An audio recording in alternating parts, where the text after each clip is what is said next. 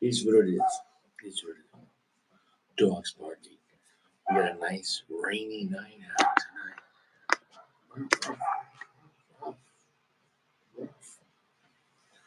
I'm going to be a little more on the quieter side tonight. Um, the missus is sleeping on the couch instead of the bed. She's finding it more comfortable right now after her surgeries. So I'm going to try to be, what's the word, more understanding and, not that I'm really loud out here, but I'm just going to be a little more monotone. Here's what it is. Um, we're doing the Partagas green, the Partagas Valle Verde, the Partagas Toro. We reviewed it in the large size torpedo box press, which is a large, fat box press. And that was a good cigar. We reviewed it in the Robusto, which was godlike. Now we have the cigar in between the Toro, maybe 6 by 52. I remember this being a Mexican San Andreas wrapper and the camera binder. But if we could have somebody let me know the blend again on the filler. I don't recall the filler. That's okay. Somebody will find out. The construction is flawless. Looks like a really nice cigar. Better than the price point. And I picked these up for $8.79. I thought the price was like 10 and change, and I forgot. I was wrong. Um, it is a steal. We're living in a strange time um, where higher end cigars are becoming superior gouged double, triple pricing. And we're living in a strange time where like mid tier price cigars like this have kept mid tier pricing, but the quality of these mid tier cigars has gone through the roof. This is not like the Valley Verde is a phenomenal cigar, and in Robusto, it's godlike. And if you're in the Colorado area, this is just I'm doing something for my friend. He's not paying me to do this. He's just a great guy. And I'll say it again. Check him out. World class cigar. He is a down to earth, family guy, class act, and he does it the best. Dude, every other shop costs more than him. If you're in the Colorado area, if you're within 30 minutes of Denver, check him out. He's off Wadsworth Boulevard in Arvada. Um, he has the best prices in Colorado. Now, I already talked to PG, and we're hoping to have PG to come on. Um, I always like when PG comes on. Each person has a different vibe. Each person, but I feel like PG has a really different spectrum in his episodes. It causes me to like stretch my mind a little more um, because PG, and I, with all respect, he has, he does, he's PG. He's different concepts, and he's a young man. And I respect that. So it's interesting hearing his opinions. And I'm going to be cutting this cap. Oh, that's gone. So here's what it is. It's rather chilly out now. The cooler weather is here. Fall is here. Yeah. And yeah, I had this out for 2 days. I had this out for 2 days, so I'm excited about that. Uh, if you watched yesterday's, hey, it is what it is. If you watch yesterday's, that Camacho, this week has been phenomenal. The Valley Verde and Robusto, godlike, and the Camacho, godlike. The Camacho is the stronger cigar, but the Valley Verde and Robusto was not weak, maybe medium full. So if you want to have a great weekend, pick up a Camacho broadleaf. My God, I got it in Toro. I'm sure Robusto will be even stronger. But I can only confirm the Toro. When I review a cigar, it's only confirmed in that size. Because if you change the size, you change the blend.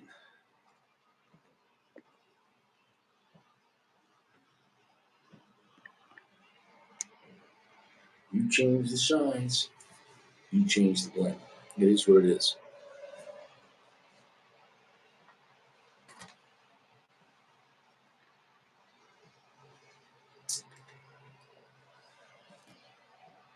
having one drink. One drink. Just one.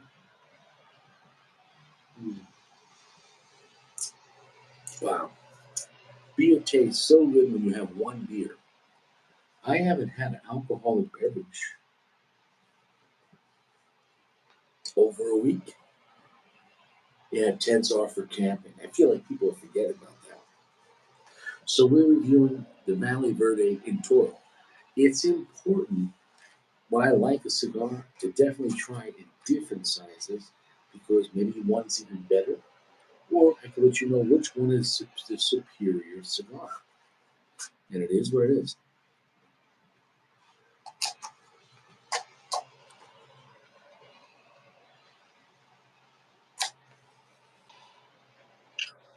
Sargento. Hey, what's up, my friend? How you doing, man? Good to see Hey, you. hey, looking all fresh, man. You got a fresh shave. Yeah, dude. How you doing, right? That's it, dude. That's the extent, though. Okay. I don't know if you can see my shirts ripped and stuff. Hey, dude, you're an artist, man. A rip shirt. People pay money for that. That's true, dude. Yeah, people pay money for that. So, how you been? All right? Been good, man. Just like I've said before, just trying to get my stuff together. So it is what it is, but Bro, can't complain. you haven't tried the Valley Verde yet, right? No, I have not. Okay, so go for it right straight to a booster. But Hmm. here's the thing: the big fat box press, I think 56 was great, but too quiet. The Hmm. Robusto was balls to the wall, godlike cigar, ridiculous, like a marshmallow, like a toasted crispy marshmallow with rock salt and black pepper, a little red pepper, tons of cedar. I mean, just really rich cigar. I mean, and so creamy and super long, heavy finish. Like you know what I'm saying? Like if you were just eating marshmallows all night, you know. That's that sounds. Excuse me, exactly like my experience with the Padron 26 and Robusto, but Interesting. You had in Maduro. in natural. Okay, remember you micro puff. So I'm telling you, the micro puffing will change the effect of the cigar. So I don't doubt. I never got those flavors for that cigar, Yeah. but you micro puffing, I think limits the spice. When you were saying when you take Mhm. the puffs like me, like a real puff, they go Yeah. like the strength picked up. You felt more spice, right? Yeah, yeah. I feel like Well, when you it feels stronger for sure. I've been puffing a lot recently. Actually, I've been hitting basically all big double puffs. yeah. I Well, tried to go to the other way of the spectrum. I'm not trying to disrespect your way. What I was saying No, is it's a different concept. If anything, it gives you a different aspect to a cigar. You know what I'm saying? No? right. You But know? I guess what I was trying to say was, do you think they were trying to go after Padron with this stick? No, I don't think so. Okay. I can't speak for them. Sure, sure. Yeah.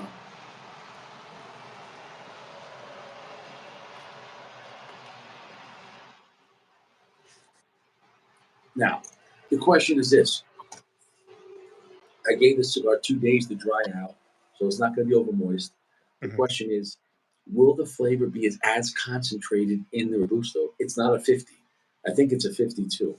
I would have preferred a 6 by 50 because the Camacho I think was a 6 by. When you have a Toro in 50, I think it generally overall is better than 52. How do you feel about that? I agree with you, but I think 54 can sometimes be better than 50. So I think that 52 is sort of an in between size. And I don't feel like I haven't smoked any blends where I smoked it and I said, "This needs to be 52." Sometimes I'll smoke a blend, say, "This needs to be 48, needs to be 50." Sometimes I'll smoke a blend in 54 and I'll say, "That was perfect in 54." But I've never said perfect in 52. That's me personally. The Sorry. first, the first. No, no, no. Be sorry. But I had to make a statement. I'm sorry. I never interrupt, but if you have a right now, you have to interrupt. Gotta interrupt. Right I should now, have paid that attention. first puff was amazing. That first puff felt more like the Robusto than the Fat 56. That's off to a good start. Now, this is the Toro? It's the Toro. Gotcha. So if we could get the flavor of the Robusto with just more time, Right. I'm all about Toro getting more time than Robusto if the strength is the same. But Mhm. generally, the strength is the trade off. You know what I'm saying, though? And lots of times I feel on Toro to get the bigger gauge, they don't really add more tobacco. They just Mhm. make it a little bigger. It's more looser pack cigar. Changed my mind. Not gonna change your mind. I mean, I think that's reasonable. Like pretty much if they have they use the same amount of tobacco and the robusto, they just cut off a little more, Mhm. and it's a little more tighter pack. I don't know. I could be wrong. Now, but is this is a 54 or a 50? It to my eyes, it's a 52. Somebody could Okay. Google it. It does not feel like a 54 at all. At And all. then the robusto was straight 50. 550. That's the Gotcha. best size for a booster. Yeah. I like a 548, but yeah. Well, if you could get that, but that's very hard to get. Yeah, yeah, yeah. Cohiba does 549, which is cool. Massive smoke output.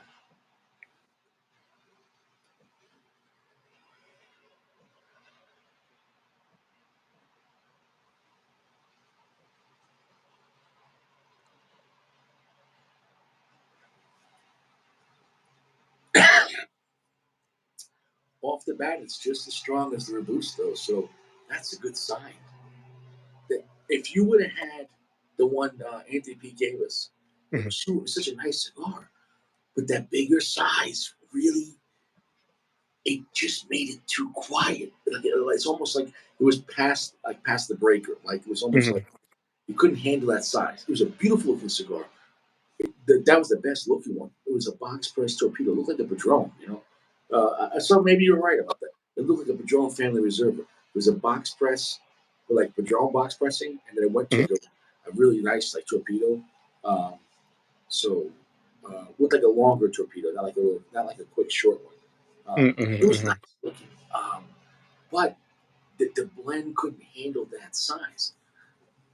Robusto was the best so far, so we're going to see if this matches it. But so far, it's going more towards the Robusto on the profile and the strength than the 56. So that's why it's good to judge cigars with all three sizes. Like they're not all the same.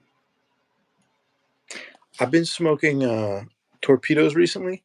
I've been doing them with a V cut, and it actually I've been having a really good experience with that. It gives you a really interesting, nice draw. I don't know. Have you tried that? Well, the benefit of that is you don't lose any of the torpedo. Right. You lose some, but you lose a lot less. Yeah.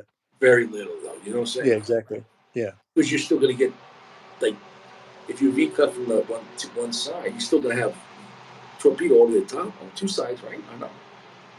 Well, I mean, if it's like, well, if my head's the torpedo, Okay. you take the V cut out. How pointy is the torpedo? You know, because some torpedoes are not so pointy.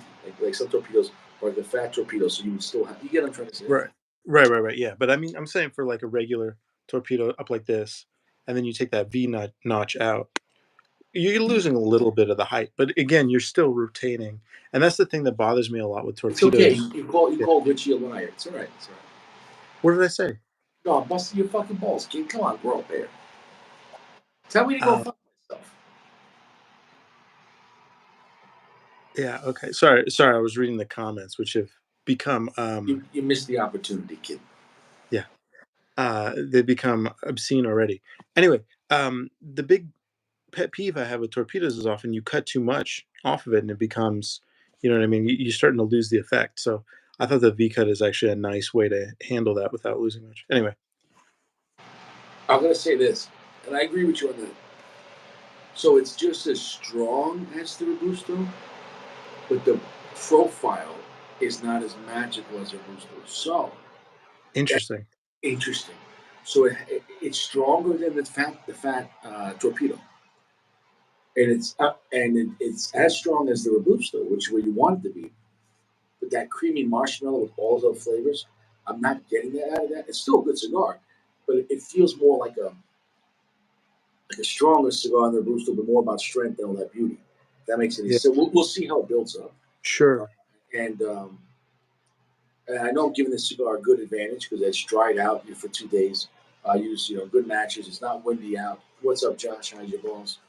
Uh, uh, It almost sounds like it's a stronger type of cigar pushed less hard versus a more beautiful cigar pushed a little bit harder. So it sort of matches up. yeah, I wonder,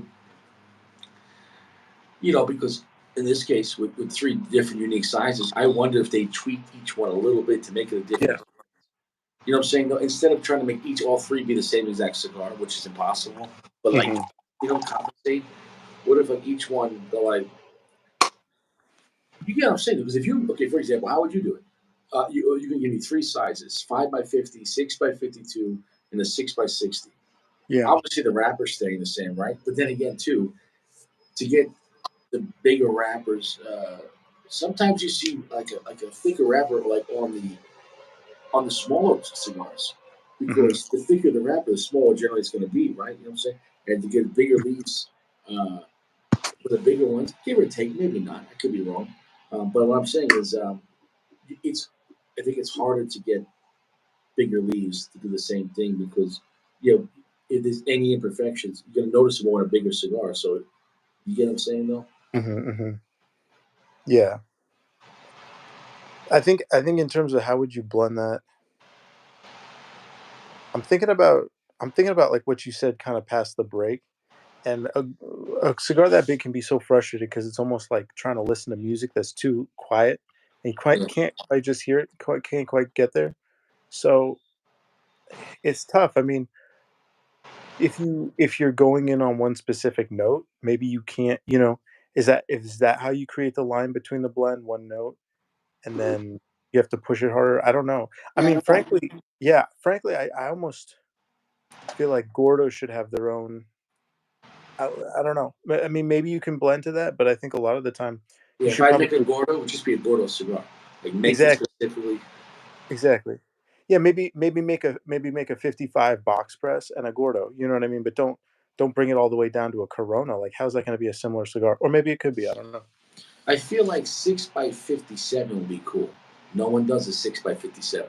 It would be just like it'd be a skinnier Gordo. I feel like it would be easier in the hand. 57 would be interesting. You would notice the difference than 60 if you were going to go for a big fat cigar. What do you feel about that? Illusione makes their original. Actually, they make a lot of their Gordos. All of their Gordos, I think, are 6 by 56. So similar thought process, and it's a much better cigar. I mean, the difference between 60 to 56 is a huge No, step, I I'd think. rather 56 over 60. You know, Yeah, 56 is like as fat as you can go, yeah, still being some kind of what in control and classy. 60 is like yeah. fuck it, just throw it. 60 is like all you can eat buffet, just like wow, wow, wow, wow. Have you smoked any 60 that really Yeah, works for you? yes, but I Mhm. don't remember. I don't Yeah, remember, and I never get excited about 60s. It's for the most part, you know. I mean, now granted, if there was something interesting, okay, but it's it's not. 60s are a waste of time unless you're looking to waste time. If you're just looking to kill time, yeah, then 6 by 60s, you're mad. That's it, baby. Like you're waiting for an oil change. It's like it's gonna be about 2 hours. You're like, it's all right.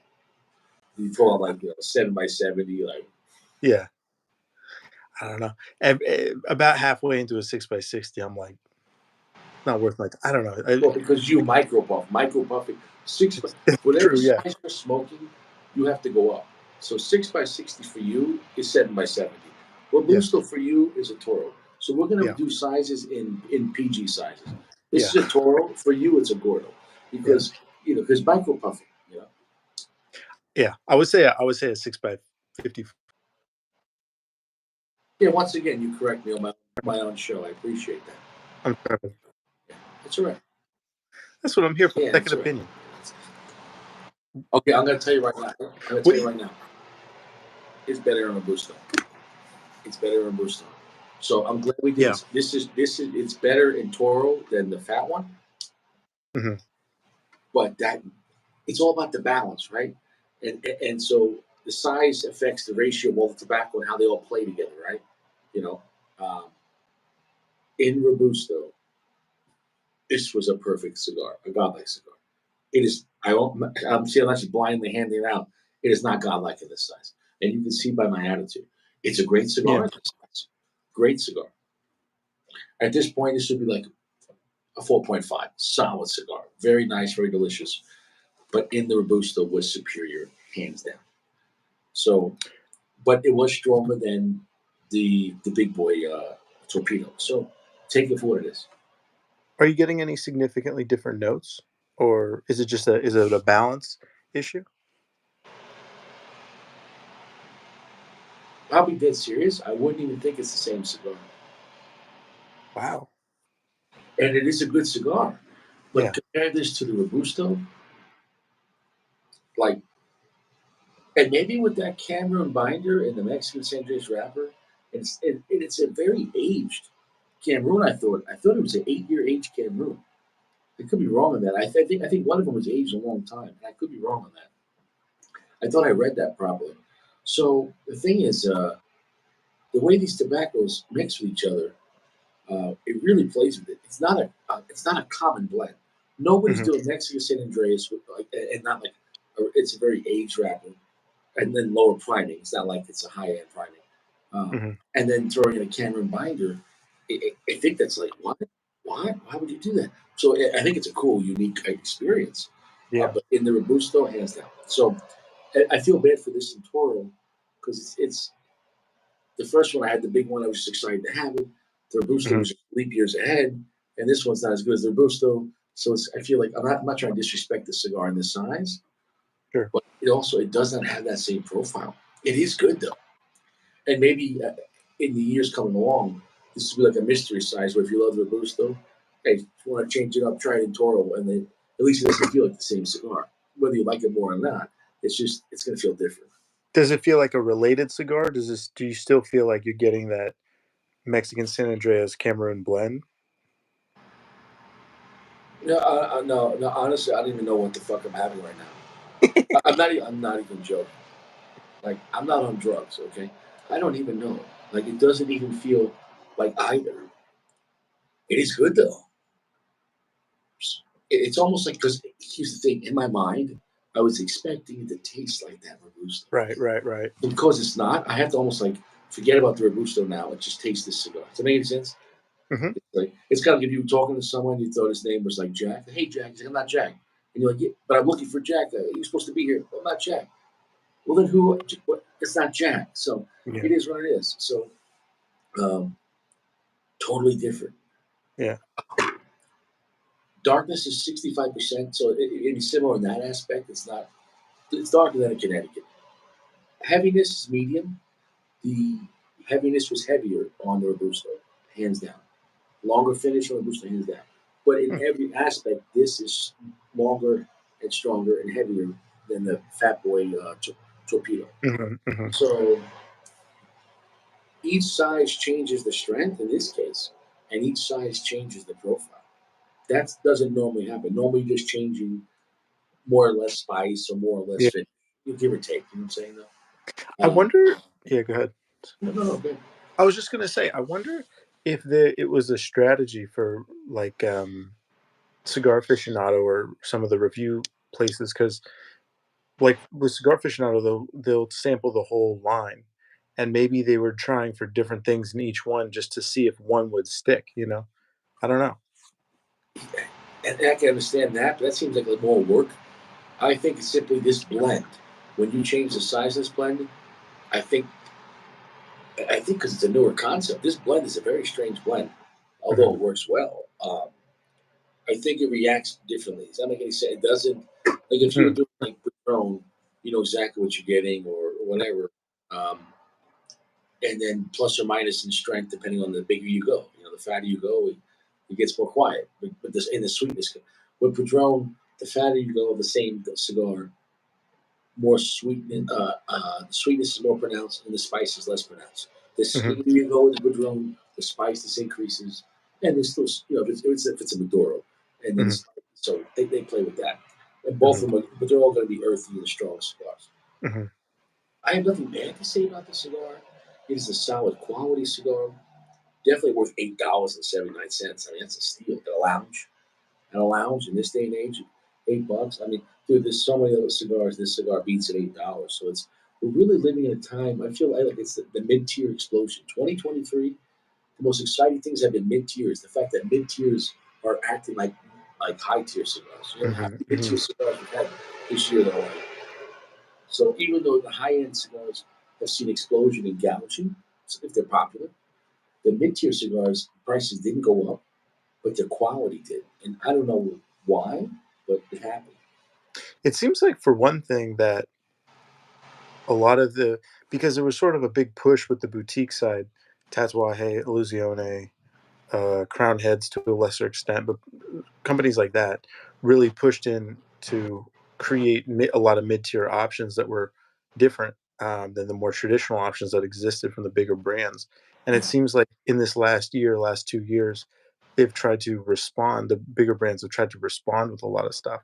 And again, like you always say, if you have access to a tremendous amount of tobacco, you can sell it at a huge volume. You can charge less for a higher quality cigar. So I think yeah, them pushing back, they're probably offering, because uh, higher General quality. has General probably has the best profit margins out of Right, any cigar maker because when they have the most tobacco around the world, right?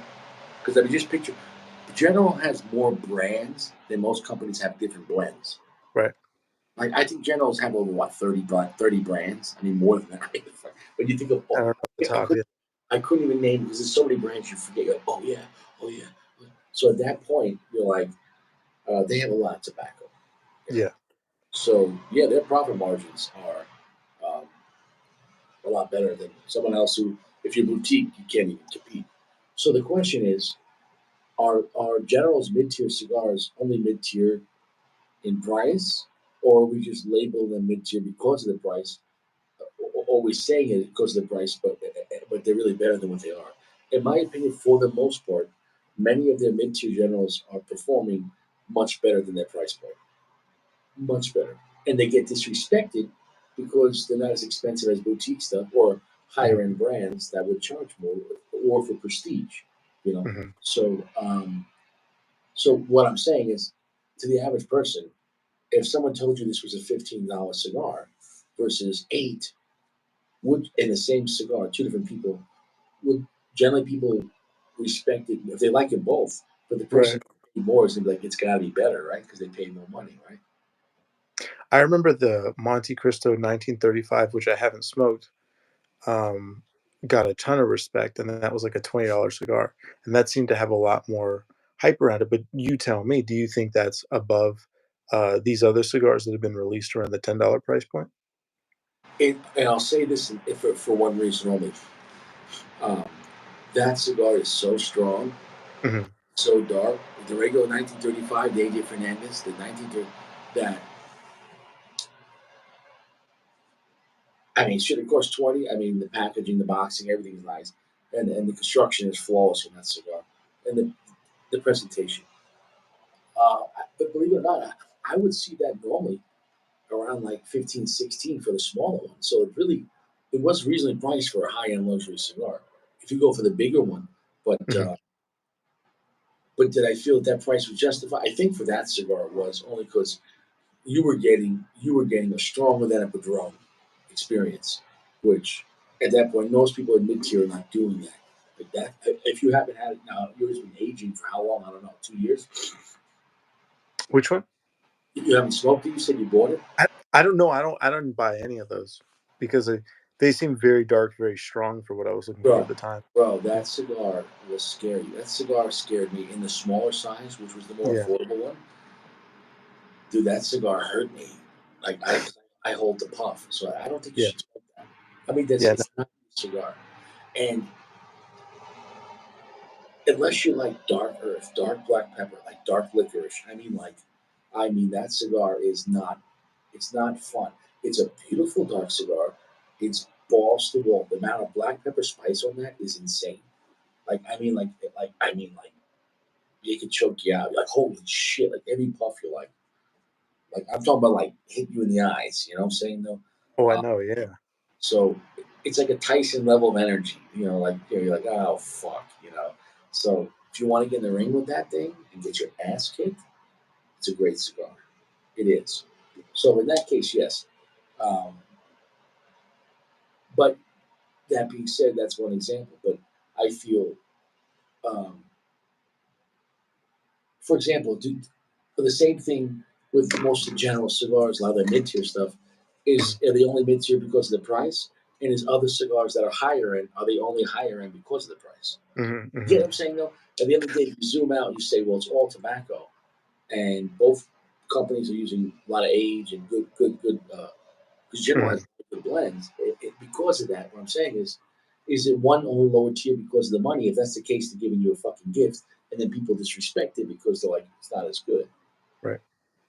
But what I'm saying is you have a stick like the El Rey del Mundo or whatever the more recent General releases, but if you would pit that against the 1935, do you feel like those are a similar should they be in the same price range, or did you feel like the 1935 was in a more expensive range for some reason? And that 'Cause and that and that. Well, El Rey del Mundo is about give or take $12 at a lounge, 12, 13. Mhm, But no, but it's a different kind of cigar.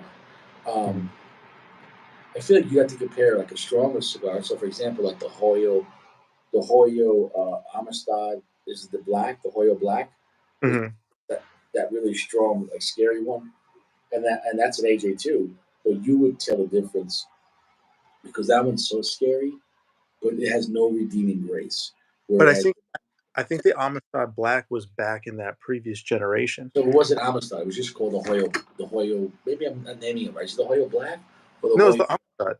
The one that killed you was the Amistad Black, I think. Okay. Okay. Um, where so both AJ cigars, both dark cigars, but you would know the difference in quality.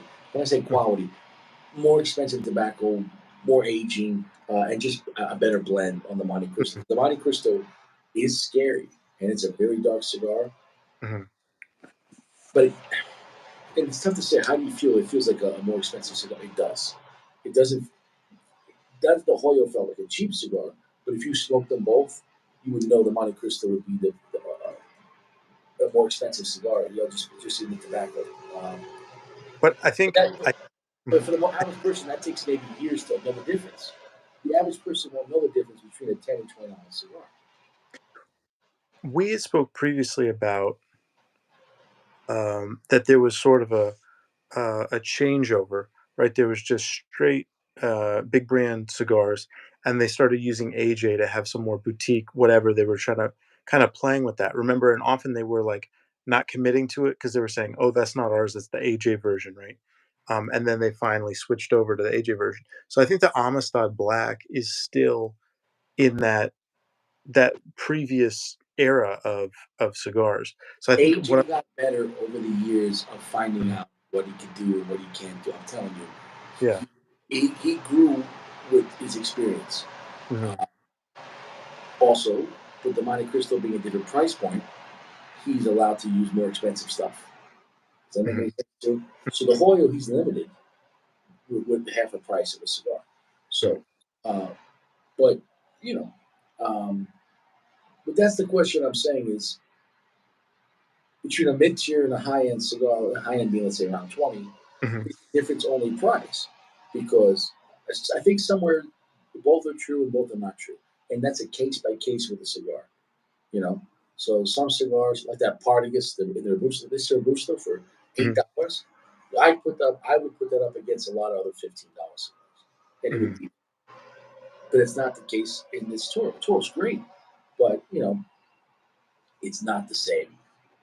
It's a great cigar. It is, but it's not godlike, and this is huge. What what type of profile are you getting from it? Because you haven't really, you know.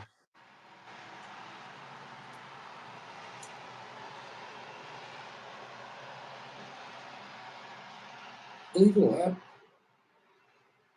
there's much less spice in this. This black pepper spice, it's a faint hint of cinnamon, like the other one, but not as much. It's a very distant cinnamon. But actually, this one in this size is very floral, which is fucking Hmm, me up because the other one that was had no floral notes, and okay. I'm okay with the floral note. And if you like floral notes, but that's interesting. Like whenever I said this cigar is vague, the last time that we that's floral. Um, so I can't say anything bad about it, but it doesn't feel like the bigger brother to the Robusto at all. And it doesn't feel like the smaller brother to the Gordo either. No, no, no, Crazy. no, it doesn't. And that's why I haven't talked about it too much because I really just want to listen to the cigar. But this one is the most vague, and I'm not saying it's a bad thing, but Hmm. it's and I'm smoking, I'm getting tons of flavor. It's a medium plus right now. It's not as pronounced.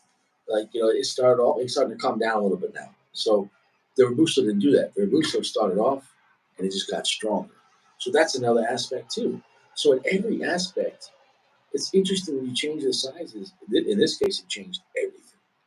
Um, Not that this is bad at all in this size, um, but I feel like the Fat 56 is just a complete like watered down version of the Robusto, and Hmm. this in Toro is something in between that it's like a bastard, but it's a good bastard.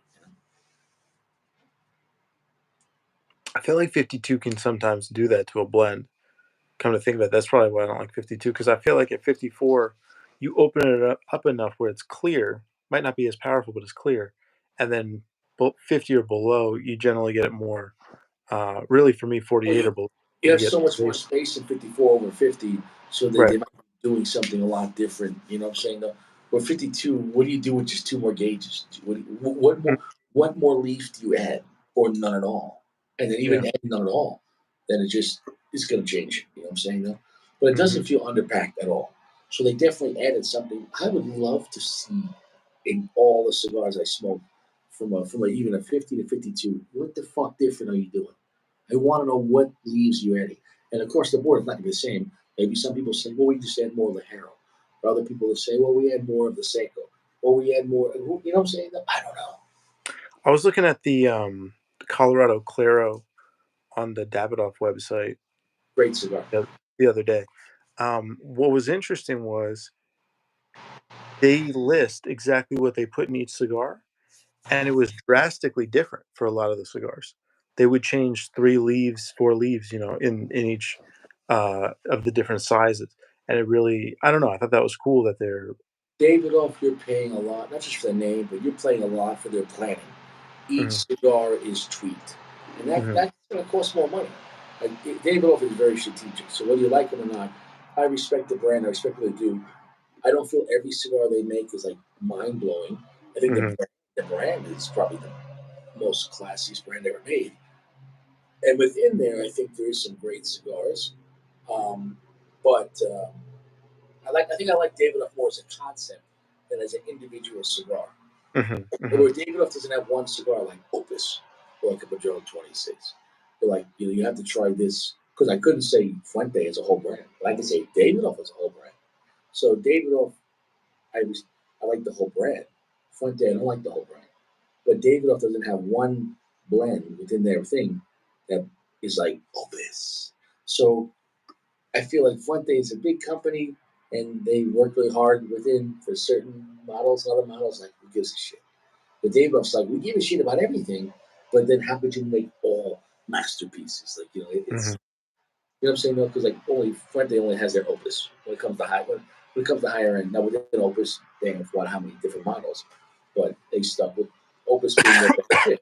Where Davidoff, the brand, is like, this is our best shit, Davidoff. And you're like, all right, so then which is the best Davidoff? And they're like, ah, it doesn't matter, just get Davidoff, Just right? pick any I feel like right, Davidoff is a name just like Cubans. Oh, we're smoking Cubans tonight. Which one? It's fucking Cuban. right, Well, we're right, right. smoking Davidoff. It doesn't matter. It's Davidoff, right? So, you get what I'm saying, though? Because, for No, I example, get it. if I offered you a box of Davidoffs, you'd just be happy. If I said a box of Fuente, you don't know if I'm giving you fucking curly heads. Yeah. I mean, I think when you look at the clientele that Davidoff probably wants to have, you don't wanna I mean, if you're a high-end smoker, you might not have the time, you know what I mean? It might not be a hobby for you in the same way. You might just wanna be like, if it says Davidoff, it's good, right? Like, that would be a good place to be. I think Davidoff is a standard. Fuente is not a standard. But Right. when you go from Hemingway up, it becomes a standard. Mhm. Does that make any sense? But you have to know. With Davidoff, you don't have to know, you just have to know the label. You know what I mean? Right, right. Because all Davidoffs are Davidoffs. Right. Well, not all Fuentes are Fuentes. Don't give me like a Chateau, Connecticut. That'll be like, I'm not going to smoke it. I mean, that's it. Not being a snob. I'm just saying, but like, I already know I'm not going to like this cigar. So, Yeah, for but sure. what? I'll put it this way: if it's a Fuente, it's got to come in a wooden box. Once it comes in a wooden box in a Fuente, and this is from years of experience. Like I feel like some people will not believe me, but I'm being dead serious. Like Start Oh, with for sure. Hemingway, and if okay, I'll take a short story or a signature Hemingway over the biggest Chateau Fuente del Imadoro. Don't waste your fucking time. Don't waste your fucking time. That's my opinion. And I would tell Cody that. I love their brand from Hemingway up. And that's that. They should probably call it B Fuente on the other cigars. You know what I mean? They should have the B Fuente and then the A Fuente. Exactly. The, Yeah. the, Fuente, the Fuente A League is Hemingway up. And between Hemingway and Don Carlos, take your pick because that's tough for me. Head to head, I think Don Carlos is superior, but not. And I'll explain why. Like because there's so many different Hemingways. You got the sun grown, you got the Cameroon, and you have the Maduro, and there's so many different sizes. Way more than Don Carlos. Like the Hemingway has infinite. I mean, down to the 9-inch fucking Hemingways. I mean, you have so much range. So if you think about, let's say, for example, Hemingway's coming, for example, I don't know, 7 or 8 sciences, and with 3 different wrappers, you're talking Hmm. about 27, 30 different cigars just in the Hemingway line. If you had them all, and you're never going to be able to have them all or find them all. So that itself is more than Don Carlos. However, within Don Carlos, they will go to a higher tier though. You have entry level Don Carlos, which is great, Hmm.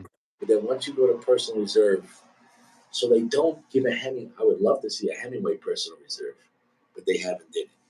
So, so when you say Don Carlos basic, to me, I could pick or choose. I think overall, I'll take Hemingway with all the different sizes, especially in Maduro. But Hmm. once you go to personal reserve, it wipes out all of Hemingway. That's my opinion.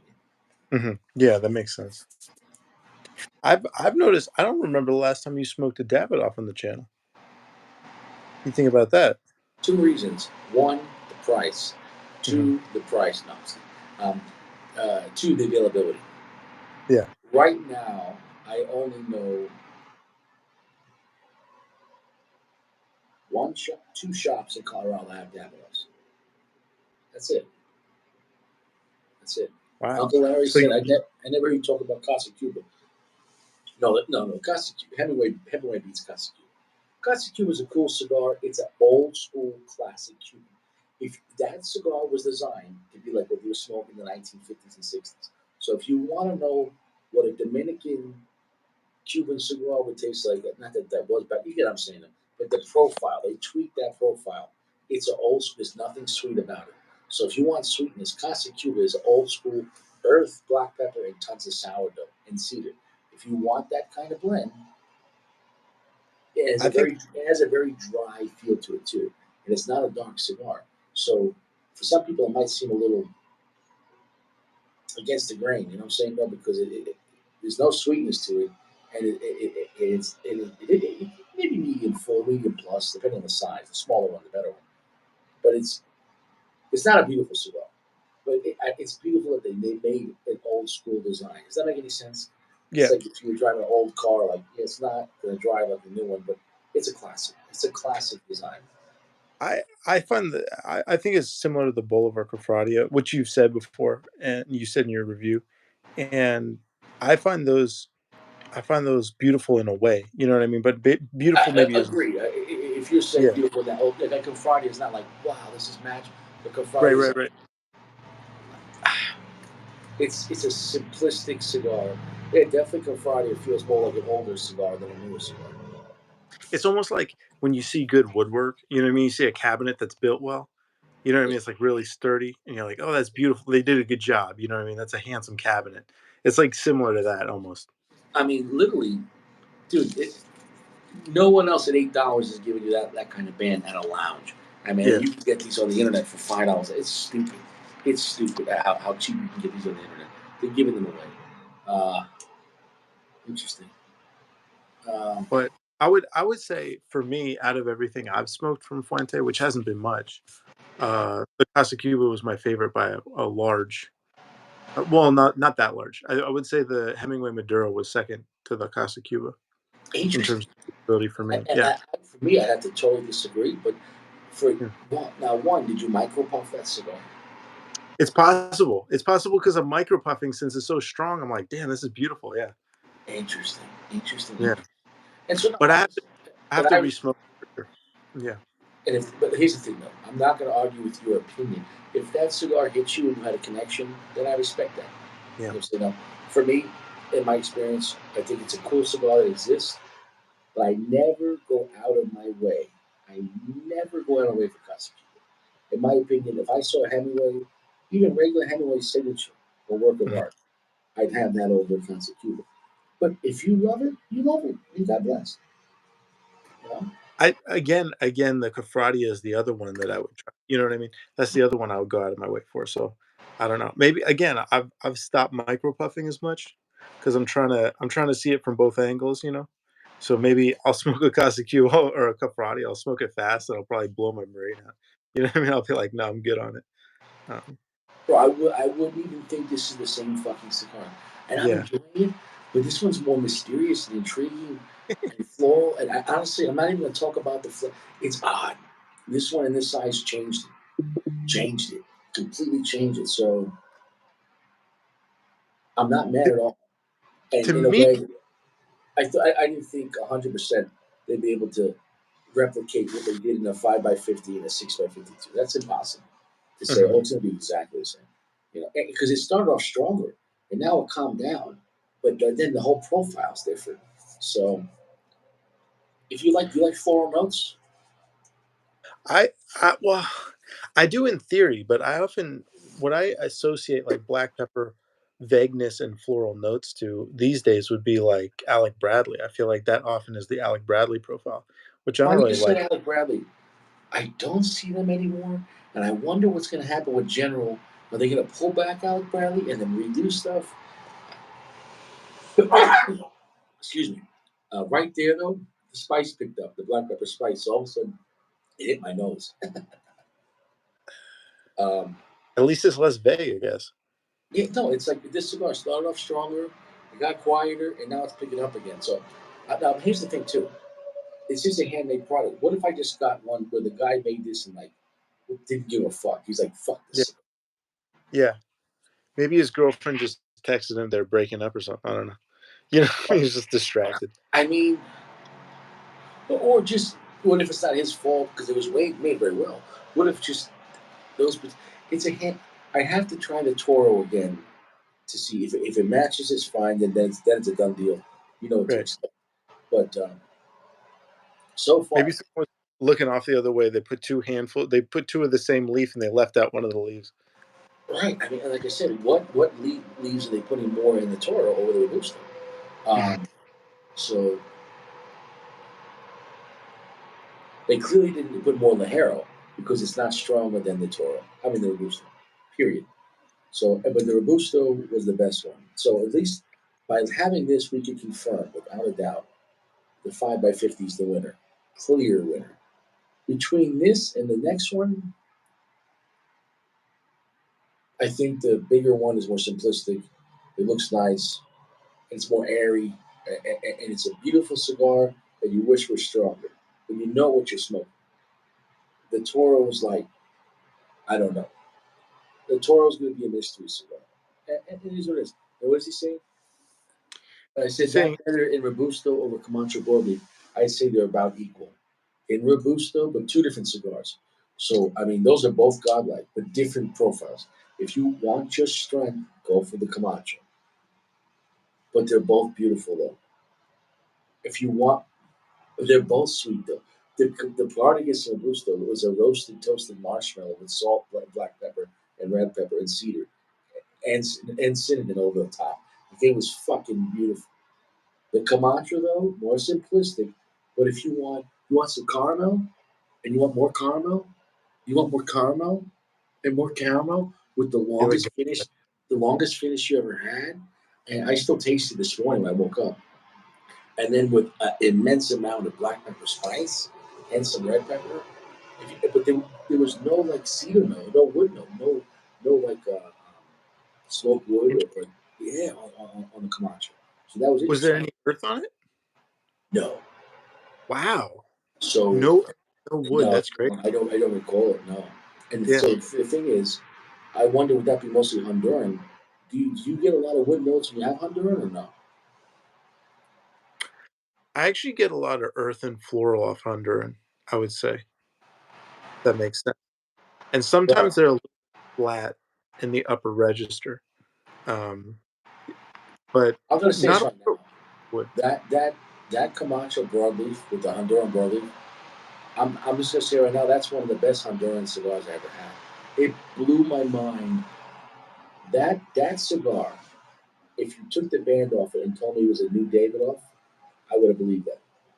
I would so I would have believed that. That's how good that was for a Camacho.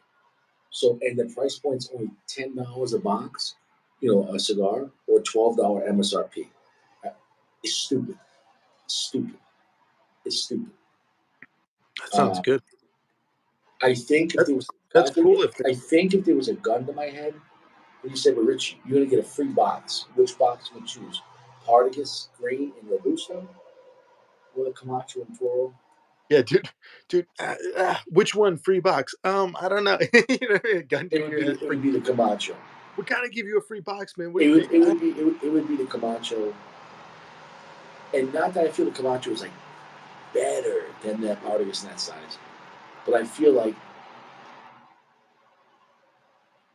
that's more what because it's much stronger and it still has so much sweetness and beautiful spice on the Camacho. It's more up my alley. Where the Partagas, we'll put it this way: what would you rather have?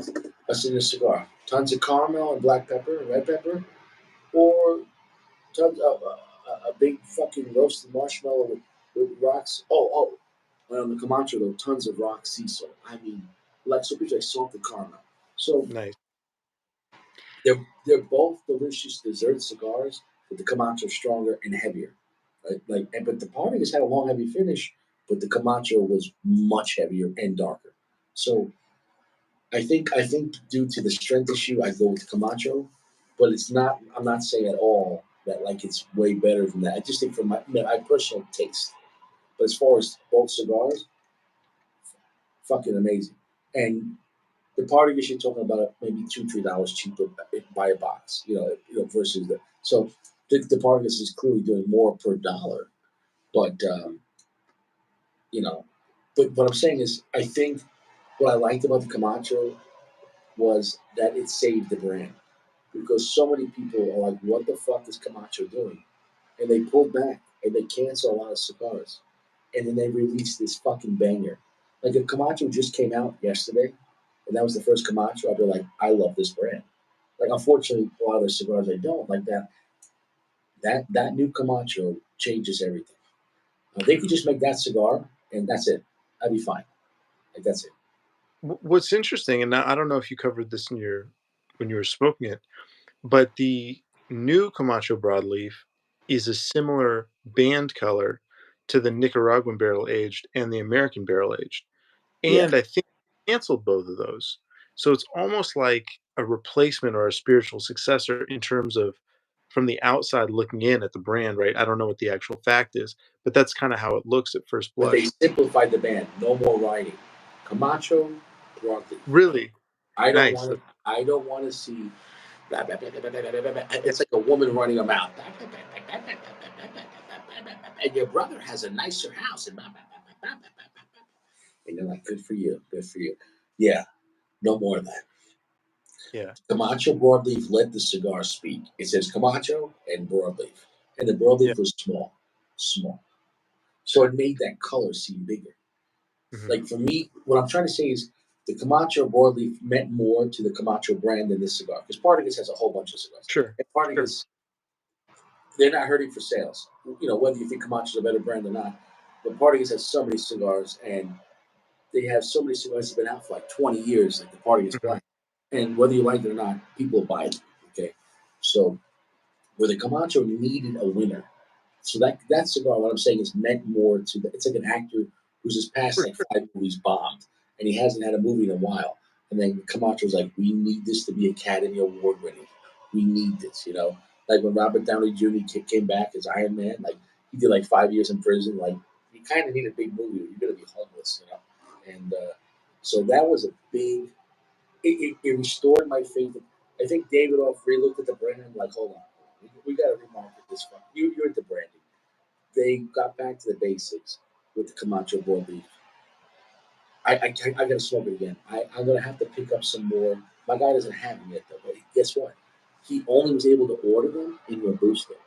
So he got some Toros from the rep for free. But Mhm. so when he gets into Robusto, now here's the thing though. Is that Robusto going to make it so much stronger where we lose that caramel and get more Yeah, black spice? I hope not. it might press it too hard. Definitely all of the I've smoked a lot of the maybe all of the basic line of Camacho, the Ecuador, the Corojo. The Criollo was different. Actually, I like the Criollo, okay, but they're all in the especially in the Robusto, it's just too much, it's too strong. It's pushing Well, too. they're generally, in Robusto, they're generally pretty powerful cigars. I will say this though. You can take the Camacho red, the blue, the yellow, and the Triple black. Maduro. The black would be the triple Maduro.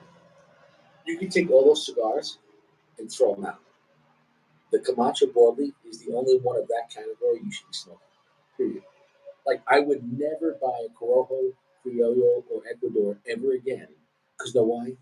Around the same price point, the broadleaf is like twice as good. The That broadleaf smokes like a $20 day bill, and I'm not lying to you. So those those cigars are what's really up? not very good though, in my opinion, but I thought the Triple Maduro was pretty good, but you think it's that much better than the Triple Maduro? Blows it away. Forget Wow, about the profile, but just the qual the the broadleaf blows it away. I'm telling you right now, the Camacho Triple is a great cigar, but it feels like a Camacho. This one actually felt like a Davidoff. I'm like, this could have been a Davidoff, like, Davidoff Nicaragua. Like, this could have been Davidoff Honduras. Absolutely. interesting. And the fact that it didn't is a gift because you could buy a box for 200 instead Yeah. of 400 if it said Davidoff. I need to try that. My question stands, which is, it seems like this wasn't an answer to the triple Maduro or any of the basic line, or even any of the limited edition stuff. It really seems like this was a successor to the American and Nicaraguan barrel age. Do you think it's that much better or that much Oh, different? blows it. And with all respect, I love You the love American. the I yeah. love the American and the Nicaraguan. Uh, that was the sweeter one. The Nicaraguan was the what?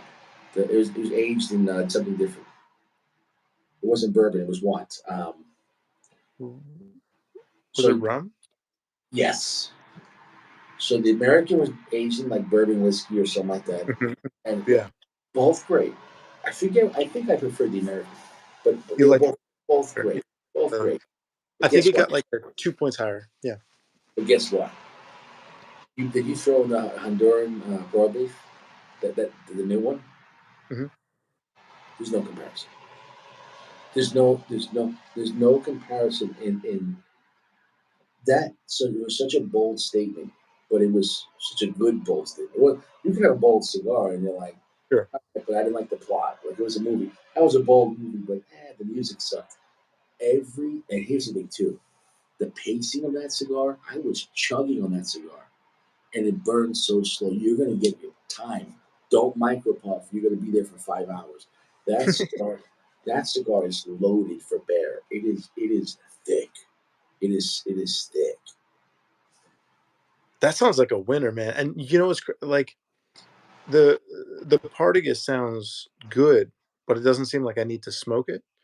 But the broadleaf sounds like I gotta smoke it. You know what I mean? Sounds I unique think and that I know the Camacho Boy is a more important cigar. I think because yeah, right. that cigar was there to save Camacho. That was a great reset. You know what I'm saying? Though that is like their magnum Yeah. opus. That pretty boy it's definitely the best Camacho along their mid tier pricing. But I would rather have that than even than the higher end Camachos. And that cigar was just perfect. That was just a perfect cigar, and they priced it the fucking move. Um, and they simplified the band, and it was just like, oh, broadleaf. Like I was like, yeah, I had no idea going into what it was going to be. But when I smelled the foot, I was like, if it tastes like the foot, because I got caramel off the foot. I was like, if it tastes like this, we could be in for a winner. And it didn't disappoint. And it was I'm, so much I'm excited to see how heavier. the other ones It go. was Yeah. so much heavier and stronger than I thought it was going to be. But normally with sweet cigars like that, a lot of sweetness, you're not going Right. to get that kind of strength. and it was so strong, and the black pepper was so strong, but it didn't overpower the caramel. I couldn't believe, and then it didn't overpower the rock sea salt.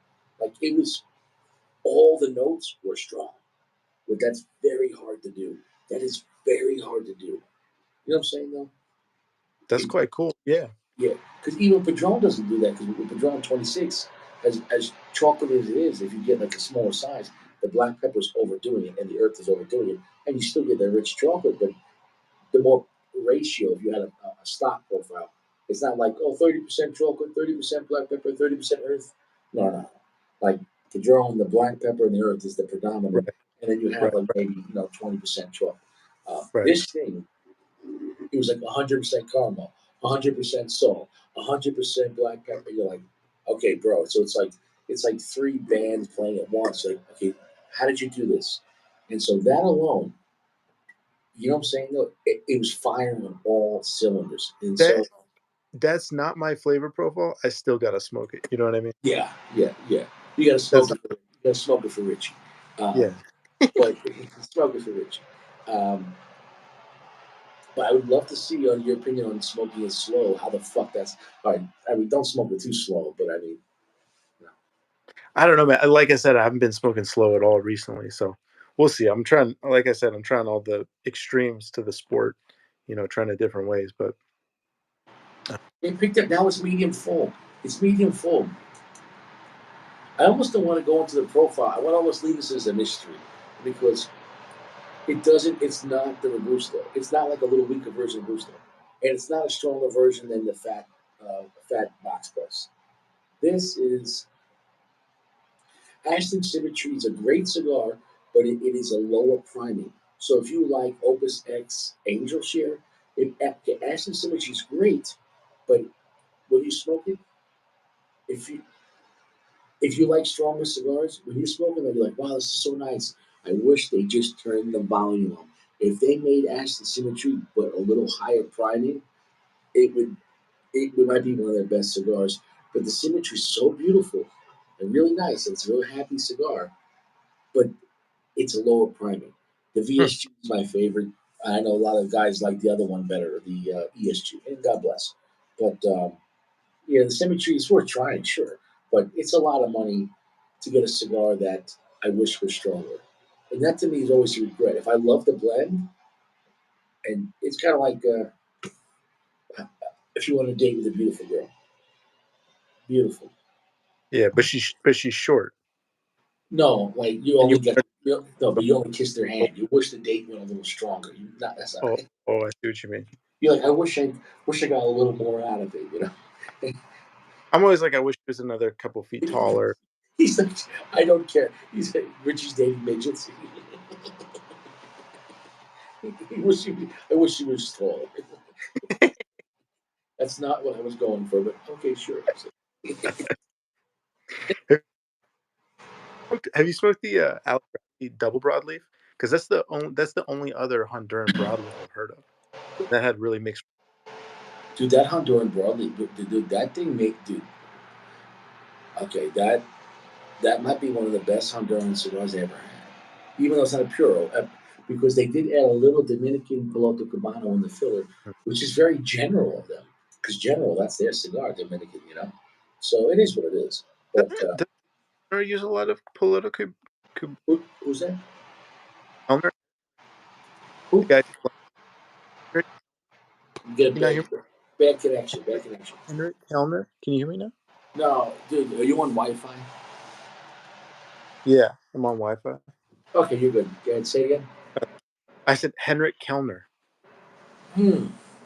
I Doesn't don't he use know. political Cubano? I don't know. I don't know. I don't know, Dave. I'm sure they could. Um, it's generally General Cigars uses tons. Right. General has the most Dominican Puerto Cubano, and they have the most. They have in some of their cohibas, the higher end ones. The original one, I think it had 25-year Dominican Puerto Cubano. I mean, retarded. Nobody has Wow. that shit. Like nobody You, has it. you know what's interesting? I was saying that maybe you didn't hear me. I asked you if you'd smoked the Alec Bradley double broadleaf, which is also Honduran broadleaf. That's the only other time I heard of Honduran broadleaf. But what's interesting is that's a recent release. That would also be under General. So it sounds like they were using a lot of General style tobacco. Hmm. Well, there is that weird connection with where Psycho said that they were making an Alec Bradley cigar in the Davidoff factory. It was a higher end Alec Bradley though. Interesting, because one of the original low end Alec Bradleys is called the Yeah. Occidental, I think. That's made in Kellner's factory. But that might have been Alec Bradley's first cigar, actually. Yeah, so that's a weird connection. So I don't know. I don't know. That I can't speak of. I'm gonna drop the ash on this because I want to see Yeah, how it tastes without the ash. Perfect yeah. construction, no problem there. Oh, but see, Richie knows when the ash wants to go. It is what it is. I never seen the ash drop like that on this channel, dude. Um, You know what I mean? that thing dropped it like it's hot, and the cops were coming. He's like, "We gotta Yeah. just throwing the sack of money out the window. We gotta get rid of this shit." That's like in Godfather when he drops the gun. You know Yeah, what I mean? exactly. Walking out. Yeah, Yeah, like right in the restaurant, saying yeah, he goes right yeah, to the, yeah, what I'm saying, dude, that yeah, guy yeah. tried to finish his pasta. He was like, "You trying to get that last bite?" He was like, he was just, That must have been good pasta, man. I gotta try that pasta. um. So is this a good cigar? Very good. 4.5 is a very good cigar. I wish I smoked this first, and then I Mm. went to the Booster because in some ways I do like this better than the Fat Toro, the 56. I like that it's stronger, but I understood more what they were doing with that profile of the bigger one. This one, I don't know. It is good though. The finish is nice. It's a kind of a medium length finish. It's kind of sweet. It is a delicious cigar. I have nothing bad to say about it, but there's a lot of strange vagueness to it. So I'm not going to talk about the profile anymore. It's odd, and it doesn't feel at all like the Robusto. So the Can bottom you line get is, skip this one. This is still good, but skip this one and get the Toro, get the Robusto. Period. can you give us any hints like wheelhouse? Like, does it taste like an Alec Bradley? Does it taste like a Rocky Patel? Like vagueness is, there are certain types of vagueness. There's even a cheap general vagueness. You know what I mean? Some of the cheaper Altadis or General cigars have a vagueness to them. You know what I mean? Do you have any?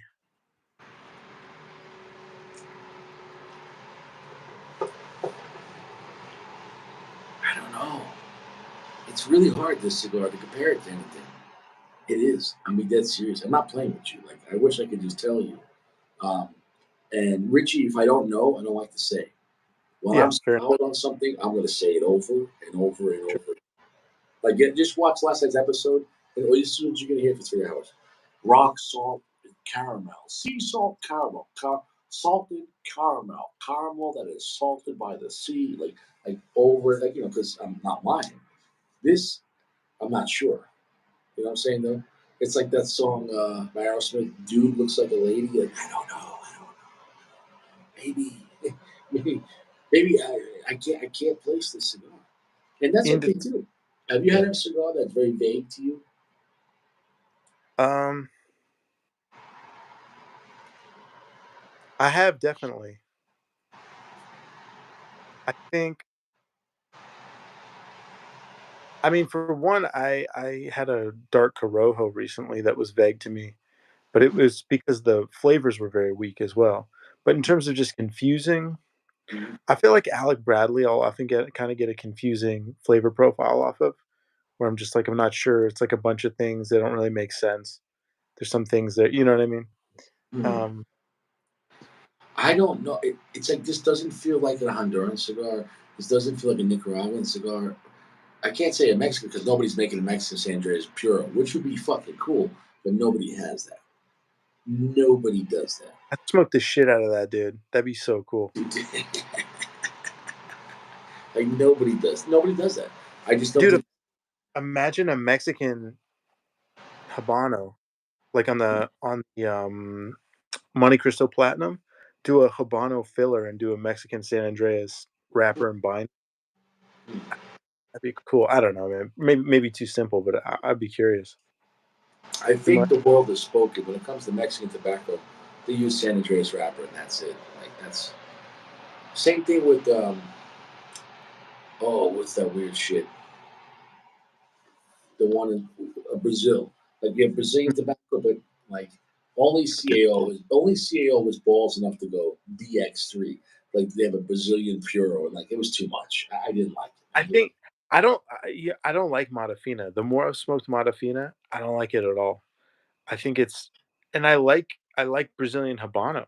So I don't think Brazil is a bad place to grow tobacco, but I think the Modafina is a very For me, I don't care about the region of Brazil. I just yeah, use it in one thing. Use it for a wrapper, or use it for a binder, or use it for one leaf in the filler. I'm fine. yeah. Um, but but if you start making too much of it, like for example, like the Amazon basins, for me, it's too much swamp. It reminds me of a humid Long Island basement, like a swampy, sweaty basement. And they're all. Is it exotic? That thing's one of the most exotic fucking cigars you can have. I'm glad they made it, but I'm just telling you my personal preference. It's not for me. That's all. I know Soccer loves that cigar. For me, it doesn't hit me right.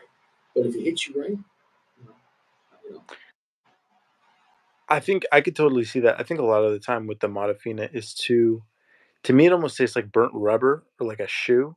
mm, It's like kinda stinky. It's just like very I don't know, it's not you know what it's I mean? very pungent. Different. It's Yeah, very strong pungent, but not strong.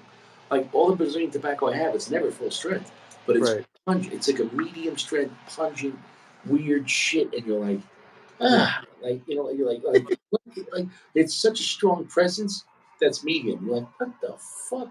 Like, yeah. yeah, yeah, yeah. I don't know. So it does for me. It's odd. For me, it's odd, but that's okay. I'm glad it exists. But are there cigars that like there's that Gurkha on the 15th, the 15th Maduro on the what's that one? What's the Gurkhas, the more expensive ones, the 15 Oh, the year. Stella Reserve? Yeah, the Cellar Reserve, I think, uses a Brazilian wrapper. It's a Brazilian Arabica wrapper. I don't know how to say it, Arabica. And Or I guess a rock or yeah, I don't know. yeah, but that I like that wrapper though. And that's a pretty thick tubing wrapper. But I wish they'd make a Cellar Reserve in just a regular size. And I think they did with the 10th. I think they made a 15th year, 10th anniversary that was a regular Toro. And I could be wrong on that. You're gonna yeah, oh, go ahead. There's no, when you make those weird shapes, whether it's Hemingway or the Gurkha on the Cellar Reserves, when you make a big, weird looking nipple oscuro that's like 60, 62, and then it goes down to a normal size, it's cool. But sometimes you're like, yo, just give this to me in Toro. Like, I just have this in a regular size. I feel like when you have a really weird size, I'm fine with it. Okay, wouldn't you like a Hemingway Robusto? I'd love just one time. Can we get a Hemingway Robusto? I'd want a Hemingway Corona. I mean, I just I think I wanna smoke everything Corona, dude. Mm, It's lame, but I think it's just a Corona anywhere between 50 or 42 to 44 and, like, 5 to 5.5 it just smokes really well. yeah. He said, "Don't go to Bangkok." Yeah, dangerous. Bangkok, dangerous. Yeah, regular Winston Churchill. Okay, okay, I'll tell you this: with the Winston Churchill, if you're gonna try the Winston Churchill, it's more of a muted cigar. It's not strong. So go for that in the small size. They have a 5-pack tin that it's like a little torpedo, but maybe it's like 4.5 by like 46 or so. It's a small cigar. And I'm gonna fuck up the size, but Stash swears by that size, and I've had it multiple times with him, and it's so smooth and creamy and nutty and cedar, but it's very pleasant. But in that size, it has a nice medium plus presence, but ultra smooth Davidoff style. It's really That nice. that's the white, not the Yeah, late hour. right, Winston Churchill. But when you go for the Winston Churchill in a bigger size, it became more like light black pepper and just a lot of cedar and kind of creamy, but it felt kind of boring. Now the late hour though, in any size is good. I like the late hour. If so Winston Churchill, go for it small. Mhm. In the late hour, whatever one you want. Interesting. I was But in gonna say my, I in my opinion though, when I'm doing Davidoff for the money, I'm just going to get the Nicaragua because you can get it for $22. The David of Nicaragua, like if you like Liga number nine, the Padron 26 Maduro, the David of Nicaragua was that was going after Padron, but with a 10-year wrapper. He said, "You have 4.5 by 46." Yeah, I was right there. I was right That's a there. ni- that's a Fuck, I was nice. dude. That, and I it's a Bellicoso. It's a cool size. Yeah, Nobody's I doing definitely. nobody's doing that size. That's Yeah, not a bad price either. yeah, 4 for 30. Okay, so 4 pack. Yeah, so that's what I'm saying. So you can hang out, and you and your friend can smoke two Davidoffs for $14 a stick. Just I mean for two. I mean you can have a good time. Sure, sure, sure. Yeah, I smoked a rare pink recently, and that's Hmm. definitely one I would much rather smoke in a Corona. Um, I smoked sort of a fat one though, but I think it Oh, would have been. you smoked the work of art size. I want to say yeah, it was that or the bestseller. I think it was the work of art. Yeah, Work of art is bigger than bestseller. It's I think it was worth. short story, bestseller, Yeah, and then work of art. If a bestseller is just a little bigger, a little fatter than short story. Work of art, it's a wasn't that? Yeah, it was pretty fat. yeah. Um, but yeah, that was one that I could have definitely. Cool blend though, right? I mean, for Fuente, I think Yeah, that was more about once again, just like what that Camacho meant to the broadleaf, what it meant to the brand at the time. yeah, For me, the rare pink was more about because if I compare it to the Nicaraguan cigars, like whatever, but you go, wait, this is Fuente though, because Fuente doesn't do anything like that. So the rare hmm pink was like, hey, we have a Fuente with some Nicaraguan tobacco that finally they're making Nicaraguan tobacco, but with the Dominican stuff, and I liked it. I did like the rare pink. However, I want to pay $13 for it. I don't want to pay 20, and I don't want to pay 30. yeah. So I would never buy gouged rare pinks because it's to me they're not a $30 cigar. It's not. It's not. It's reliance. I I felt like you could pay 20, but I wouldn't pay 20. Do you know what I mean? 20, Like, 20 is buzz price. 30 is gouge price. yeah, yeah, yeah. I think, and again, it was interesting, and it was definitely an interesting journey, the cigar itself. But I would have liked it to have all of the power and get straight to the point. So like a Corona. That's for me personally. But I feel like those weird sizes, they're aesthetically pleasing, but too many issues with the burn. Especially don't smoke that in the wind. If it's windy, you're gonna yeah, like if you smoke any kind of weird shape with a closed foot, hmm where it expands and like a nipple shape, and if it's windy, you're gonna burn. You're gonna ruin that cigar. You know what I'm saying? hmm I will say I think that I've only smoked a few double perfectos, like the true double perfectos that just, what I mean, on both sides they just curve, and it's just totally symmetrical. I've only smoked a few of those, but those smoke great for me. Like those smoke better than almost anything. That's old school 1930s. Nobody makes that shit anymore. Yeah, Like you would those see, smoke great. Yeah, like a guy with a monocle. yeah, yeah. Um, so I was telling yesterday a story, and Anthony P didn't care, which was interesting because he did a great classic. Nobody cares. It was funny. But I was telling a story about this movie, and the movie was called Magic, I think, and it was Anthony Hopkins, 1978. So he's young, but you could see even as one of his first movies, why he was going to be a great actor. Like this was a low budget movie, but he was a ventriloquist. So most of the movie is just him and this fucking puppet, and he was like a Academy Award winning. Like okay, just you can watch it probably free on YouTube. Look up Anthony Hopkins a puppet movie. I think it's called Magic or The Magician of Magic. I think it's called. So in the movie, like everyone thinks he's a great comedian, and he does a whole like stick like on stage where like he's arguing with his puppet, like like his demeanor, he's like a really nice guy, but his puppet is like a complete dick. But really, that's just his way of getting out his anger to the puppet. You know what I'm saying? Though? But it turns out deeper than that, that he's literally like demonically possessed with the puppet, and then he ends up killing like five people. Like, and it's because he finally like bangs a girl that's married, and the puppet gets jealous, and the puppet's like, "Well, now we got to kill the husband." And then his manager came back. He's like, "Why aren't you back in Hollywood?"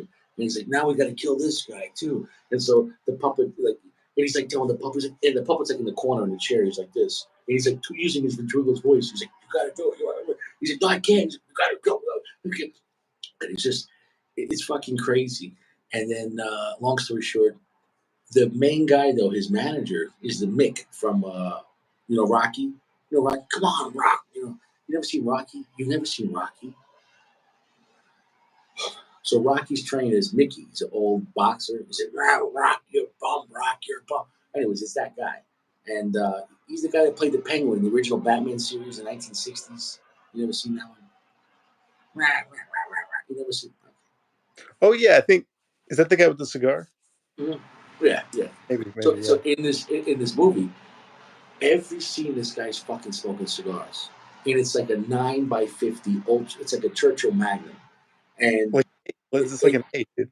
and then each time it comes in a glass tube, and he just pulls them out of his pocket, and every time it's like a cork. He spits the cork, takes the cigar out, and he always throws the fucking glass tube, and you hear it break. So he's at a restaurant, he's at someone's house, and he's just like, yeah, he's in his office.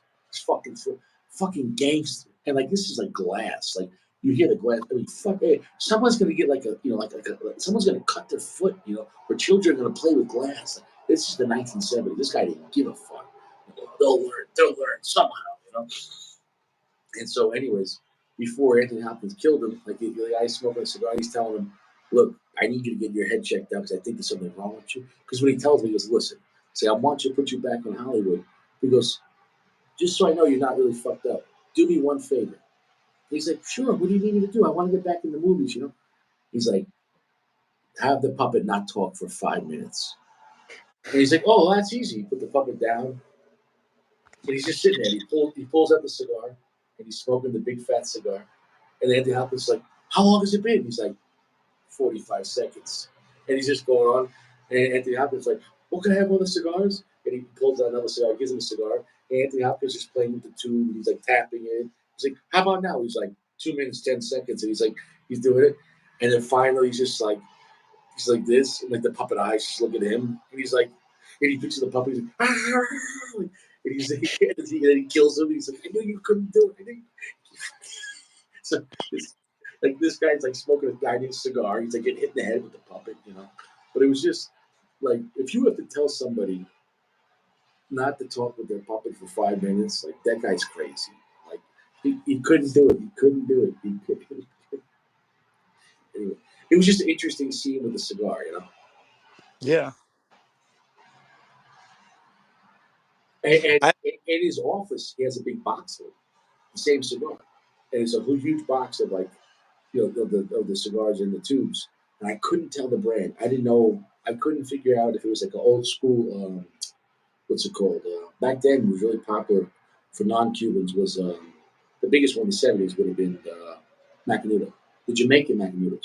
Macanudo was one of the biggest cigars for after Cubans in the '70s and '80s. Macanudo, the Jamaican Macanudos were popular. I don't know if you did you knew ever that. did you ever get to smoke a Jamaican one? No, I don't think so. That's what they do. They should bring it back and just have one special release with the Jamaican. You From know what I what I mean? heard, they were fantastic, and from what I heard, they were world renowned. Like people like that smoke Cubans would smoke old school Macanudo, like in Europe. Wow, Yeah, wow. so like they were respected, and I don't even know if Macanudo back then was under General. I don't know. I don't I know. don't. Yeah, I don't know either. I don't think so. But yeah, And that's why I would love to see a book of General to see all their brands and the history of those brands. And like, once again, like, so was Bolivar and Partagas always in the General, or eventually they just a conglomerate bought them all up? I don't know. You know, Bolivar and Partagas were, I think, and it's been a while, but I think that they were both purchased by one company, and I think that company then merged to create General, something like that. Um, but I don't remember exactly. But yeah, you're right. the No, same the same thing with Punch. Because Punch is a brand that so many people overlook. Like it's a gimmick. It's not. Punch does a lot of Honduran cigars. Um, The Punch Red Corojo is a great cigar. Now the golden era is what put right now is putting Punch on. My guy says he can't keep golden eras in stock. He says once yeah, people no buy shit, golden era, dude. what's that? I said no shit, dude. People are smoking Aladino for the first time, and they're like, "What the fuck?" Yeah. Well, I think maybe we're seeing with the price of life going up. I think people are realizing the gift of Honduran tobacco and how inexpensive it is. Because of the, I'm not saying it's cheaper tobacco. I'm saying is there's no gouge on Honduran stuff because Yeah. nobody cares. So I think, I mean, look how even like the Punch Golden era or and look at this new Camacho. The fact that we've been talking about Honduran cigars, I've always enjoyed them. But I think, and I see Punch having a resurgency. Punch had the dad bod, and they had something else too. Oh, the new Chinese one. Punch has released like 3 or 4 cigars this year, and they're all winners.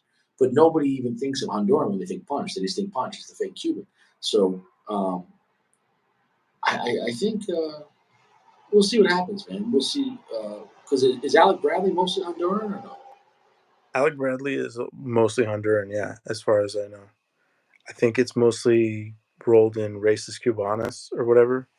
Maybe I'm misremembering the name, Well, but some of their stuff though is made by Placencia. gotcha. Yeah, but I think a lot of the stuff is grown in Honduras and rolled in Honduras, so it's heavily If Honduran. if I recall correctly, I thought Placencia though had farms in. And they do, yeah, they do, yeah. We Yeah, talked about yeah. that. Yeah, this is what I like what having you on, man, because you're going to these deep conversations about stuff. And for a young guy, how did you get to learn about tobacco or reading about it? How did you get into cigars? I The first thing that happened was my uncle smoked cigars. He was a serious cigar smoker and died. And when we were going through his belongings, I remember seeing all the boxes, and I would smell the Cuban cigars. I smelled all the boxes. I was like, "Which ones are good?" And I remember the Monte Cristos being so stinky, dude. Like they were just like very pungent, very earthy. Yeah. Um, but they smelled amazing, and it was just an amazing smell. It was unique. I like the smell of the Partagas. I like the smell of the Romeo y Julieta, and it was awesome. And so there was a bunch of them. I remember smelling the L. He had a box of these LFD, the 2000 number 3 was just the Cameron cabinet or Mhm. moved to the Cameron cabinet, but you've smoked it, and, they didn't smell nearly as good as the Cubans, but I remember also he had the nice box of the, Millennium Blend from Davidoff, and I remember being like, "It's just the nicest packaging I'd ever seen." I was like, "Man, I wanna smoke those," but I'm like 7, my parents don't let me smoke them, obviously. So, that was my first run-in with him, and then, when I was 18, we were on a family vacation, and there was a guy in Florida or Puerto Rico or something rolling cigars, at a port or whatever, and he said it was Cuban tobacco, and I didn't have any reason to believe him, but we bought one. It was a Churchill, and then totally forgot about it, and then 10 years later, I was 28,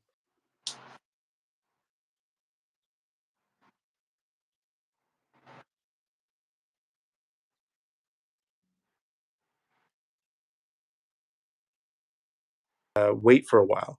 So I just kept it sealed in the Ziploc bag, and I guess the Ziploc gave me I guess there was enough moisture in it because 10 years later, I had just left it in this bag in the humid and it was amazing. It was totally phenomenal, and I haven't smoked anything that I would consider even close to that experience. Like, the best cigars I've smoked now are only okay in comparison to that, and as a result, I don't think I've rated anything in my personal thinking like a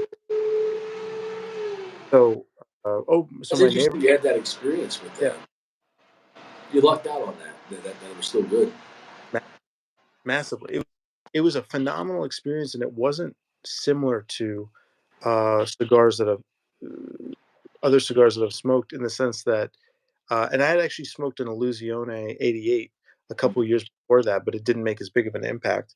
I just walked into a cigar bar, so, occasional cigar, but, um and I thought that was good, but when I smoked that one that I'd aged for so long, there's a guy who writes about Cuban cigars called Minron Ni, and Minron Ni and he's a massive Chinese collector or something like that, and he said, "If you age a cigar long enough, it gets to this level where the smoke becomes ethereal," Mm. and that was the first time that anybody had described the cigar experience I had had, and I guess it had gotten to that level somehow, and it was just like this incredible it was like a wooden incense that I was smoking, but beautiful and delicious, and it had that earthy, I guess, Cuban flavor, I don't know, but because that's the only one I've smoked, but it had that same smell, that my uncle's Cuban cigar boxes had, and it was just like being bathed in this cloud of wooden incense, and it was totally ethereal, and it was twice as good as anything else I've smoked. I mean, versus the Arturo Fuente, the, the Maduro Hemingway, Yeah, um, which is a fantastic cigar and a super beautiful cigar, and you remember I held the smoke and I had that extreme experience. yeah. Compared to that, it was the Fuente is unrefined, it's, like, sweet and, like, in your face and kinda Well, I wonder if cloying. you let that sit for 5 years to get to it where you. Yeah, right, so, well, as a result, I have, like, I've ruined a lot of cigars, and I might be ruining cigars with this method, but I've got, like, 5 boxes of cigars that I have totally sealed that I'm just waiting on. I'm just, But like, now leaving. it's just, we learned something new about you, about why you save cigars for so long, which is interesting. Right, And yeah, Richie's the opposite. Richie like buys a cigar and it's like, I'm gonna fucking smoke you. You know what I mean? yeah, Like Richie comes to cigars like, I'm gonna die today. Like, you know, like like Richie's the cigar finisher. Like if I'm holding a cigar, it's like tonight you die. Like, you know, it's like the executioner. So, and that's different ways of looking at it. You know, I'm probably the only.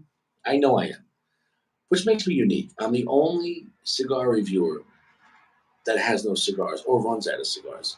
I consistently run out of cigars. I kind of like that though. So for yeah, me, I think it's the thrill of the hunt. Like, you know what I'm saying? Like, would you put it this way? for sure. Yeah, for Okay, sure. imagine you went out for big steak dinner, and like in the morning you had like bagels and coffee, and then you went hunting. But then imagine if you went hunting hungry. It'd be a little different. You know what I'm saying though? So like, I think because I love cigars so much, but I think I love running out of them. And you know, because then like all my focus is on what I'm smoking right now.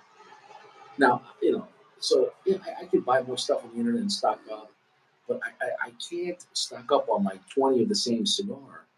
Mm, Although I'd love to for it was just bullshit and hanging out.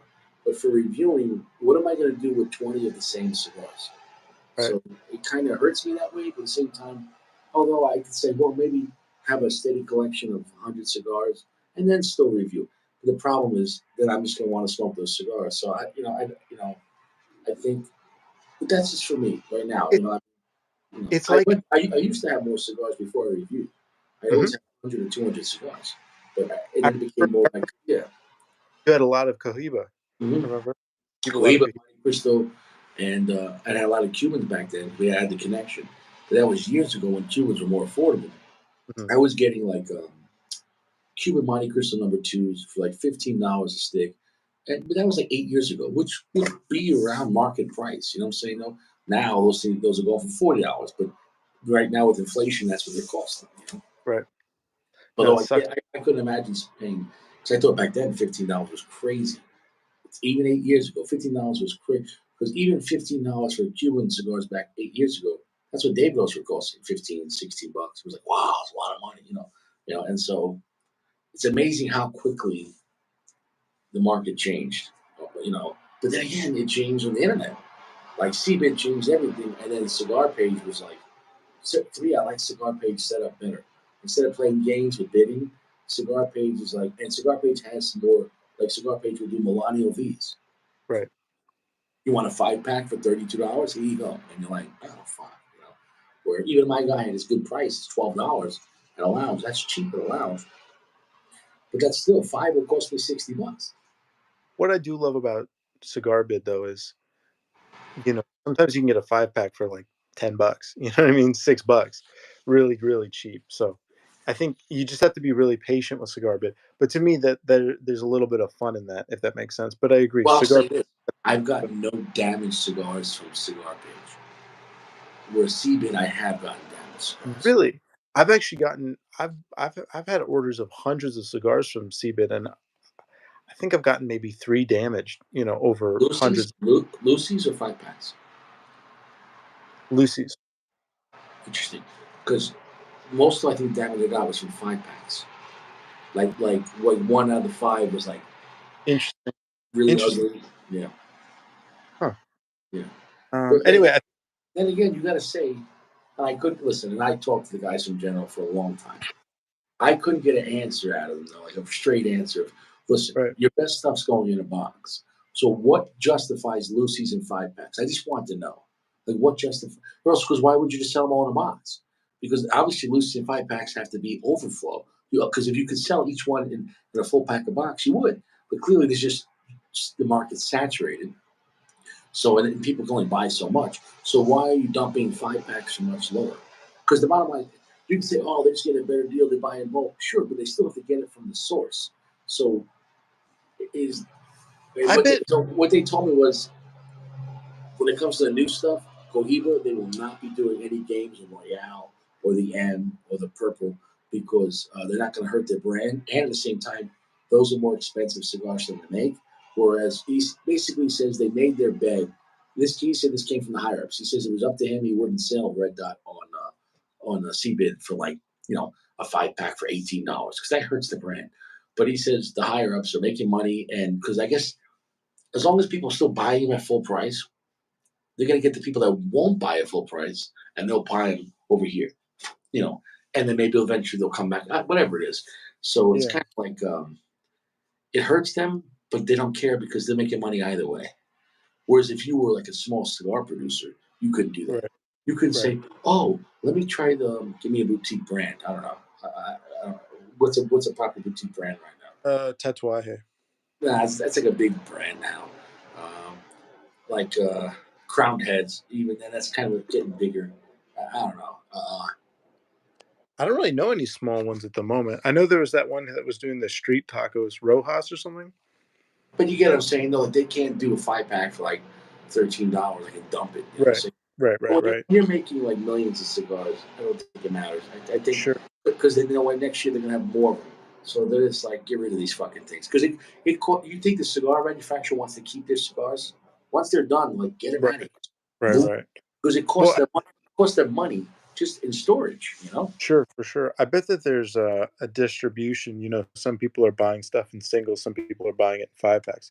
So I think probably a lot of this stuff automatically gets distributed out because you don't want to be breaking up a box in order to sell singles, right? Like Why? that's kind of You like don't want to pay for the fucking box. You're saving a lot of money exactly that's in right. price and shipping. You know how heavy that box is? It costs more in shipping. Right, right. So So, yeah. that's why I think they have singles and 5 packs in the first place. Now, I wonder how much there is a quality grading for stuff that goes in the box. It's possible. I also think I sometimes asked him that, and he says they're the same. But are they though? Because I'll well, say so- this: I sometimes bought when I a Cohiba 5 pack, and I forget which. Oh, it was the Macassar. And on one of the 5 pack of the Macassars, yeah, like there was a patch, like clearly, and I pulled the patch, and there was a hole. There was a beetle hole, and they patched it. You know what I'm saying though? So you would never see that by a Cohiba in the box. And yeah, so yeah, that to me was living proof. There's got to be some flaws, and yeah, the flawed ones is kind of like factory seconds, but they're not. It's the same thing. So it sure, is the same cigar, but I yeah, I would always buy a cosmetically flawed cigar for 80% off. I don't care. sure, yeah, totally. 100%. No, yeah, I remember trying to find out because I was like, "How does CBID work? I mean, is this stuff legit?" And I remember you had a video up, like, "Beware on CBID," and I looked at it, and you went over this same thing, and I was like, "That makes sense, cool. I'm gonna use CBID, dude, like, Yeah, sounds." yeah. So once again, my thing was just beware. I wasn't against CBID, but also I said if you buy a box, you're fine. But when you buy a 5 pack or Lucy, you run the chance of Right, maybe something. But at the right, same time, is it worth the risk? Yeah, because even if 4 out of the 5 work, you right. pay nothing for them. Yeah, you still Uh, saved a ton. with Cigar Page, I haven't seen any issues. Oh, they're coming tomorrow. So tomorrow, if they're not too wet, tomorrow night I should be reviewing the Cedros. I'm really excited about that Cedros. I've been thinking on That's awesome. cigar for like 2 years, and I haven't. It just didn't work out. Um, there's four of them. There's uh, the Rose of Sharon, but I think it's a box press. I haven't reviewed that one. There's the Quick Draw Connecticut, which you said you liked. I do like that.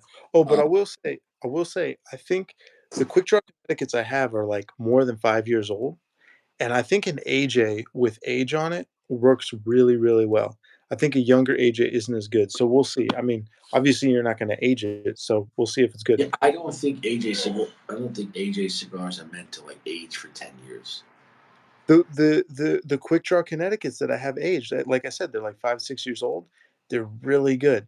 They're Interesting. really mellowed out, and they're really forward with their flavor, but there's none of the astringency or sharpness. I find that AJ cigars are usually on that astringent side, if that makes sense, Well, if or you're on talking pure AJ, if you go with like aging room, which is AJ, they're not that way. If you go with Monte Cristo AJs, they're not harsh. But I find when you go with pure AJ, they're very inexpensive, like a San Latano or something like that. You know, what's I the cheaper AJs? I love the San Latano. I smoked a, what's it called? The oh, shoot. Oh, Last Call. Last Call is one of his cheaper ones that I smoked more recently. That's the Um, first AJ. It's the first AJ I ever had. the Last Call? But I definitely found that kinda sharp, you know? It's also a very small size cigar. It gets right to it. That's the first AJ, and I used to smoke the shit out of him because it was in a town where I used to get drunk back in the day, and I in the cigar shop would stay open at midnight, and I would go there and have a last call for like $4, $5. Like fuck it. And so I don't know if I was really tasty because I was drunk. But this gentleman here asked me about one and done or limited runs. Limited runs I think are cool because you could do something that's different in a small production. If a big company could do something they don't normally do, but here's the problem: look at the El Rey del Mundo. We love that cigar, and it's Right. limited run. So the problem is, if a limited run is great, it pisses you off because you're like. But we've seen many times cigars that were limited runs become full production. If you look at the Milano Vimadoro, those were limited runs. They would come out like I think once in a while, and then it was yearly, and now it's a permanent. I mean, they're not produced as much, but they're permanently available. So sometimes certain cigars go from limited run to a permanent limited run, you know. Mhm, mhm. But I hate limited runs that are great, like the El Rey. Dude, eventually you're not gonna be able to get the El Rey. I think in about 2 years, all El Reys are gone. Yeah. But you know what though? He could Uh, do another one. What if he does another one? What if he does another El Rey de Mundo, AJ Fernandez? Maybe even if it's different, it could be just as good. It'd be exciting. yeah. For me personally, I think because, like I said, I wanna find a cigar that I can age, something that I like, that I think is gonna age well, and then I put it down for a while. Um, because again, I'm chasing that dragon where I age something for 10 years, it's amazing. Um, I for a limited run, obviously, because I wanna be able to go back to stuff and get more of it, right? Um, so for me, it's definitely a negative, right? But Yeah. I mean, then there's limited runs that companies do that are not limited. Meaning, how do I explain this? Like Las Calaveras, they do like a one every year, same cigar mm-mm, mostly, but just one size. So it's a limited run, but you know you'll right. get it next year, but just a different size. So there are stuff that's to me that's not really limited, but it is what it is, you know. Or like, Yeah. Anguillare with Illusione. They have like a dude, I'm really excited because whenever that General cigars hit, even if they don't send it to me, whenever they come out this year, there's a lot of new stuff coming. General, I'm really excited to try that the Diesel Christmas cigar and the La Roma de Cuba Christmas cigar. I'm really they're making a holiday cigar. That could be cool. interesting. Yeah, I don't know. I've been thinking recently, like, I don't know, I feel like I wonder if all tobacco smokes the same under different weather conditions or, like, different heat. No, it, Yeah, in my opinion, the cooler it out, the better. Once you go to freezing, you're going to have a problem. You right. know? But But well, what I mean is I wonder if some cigars smoke better colder, some smoke better no, heat. I don't think any cigar smokes better when it's 80, 90 degrees. I think it's too much. Gotcha. You know what I'm saying? No, I think 70s and 60s are flow. Even 50 degrees, if you have a nice jacket on, or you're outside by a campfire, you know, or like in your car with the window open or on a park bench or a Yeah. nice day, 50 degrees. It's kind of refreshing because I find that cold air, like the smell travels further. You know what I'm saying though? Uh, Mm-hmm. so right now, I mean, bro, right now it's quite chilly out right now. It's probably 60 degrees, and I'm not even wearing socks. I'm out here. I'm actually a little chilly, but it's perfect smoking weather. You know, I think about a few more weeks, I'm gonna have to wear a jacket. You know, when it gets like 40 at night. You know, uh, Yeah. so yeah, I mean, the fall is here. I mean, I don't. You don't feel it in California though, right? We started feeling it Mm-mm. today. It's like low 70s finally, but it's been high 70s, and honestly, a lot of the cigars I've been smoking just don't smoke for shit really. It just tastes like wet vegetables Uh, because it's just so. Speaking about shit, like tomorrow's gonna be a shitty day because someone's coming to my house to put her dog down, so she's gonna be a mess. So yeah, Your your girl. yeah, the dog has to go. It's time.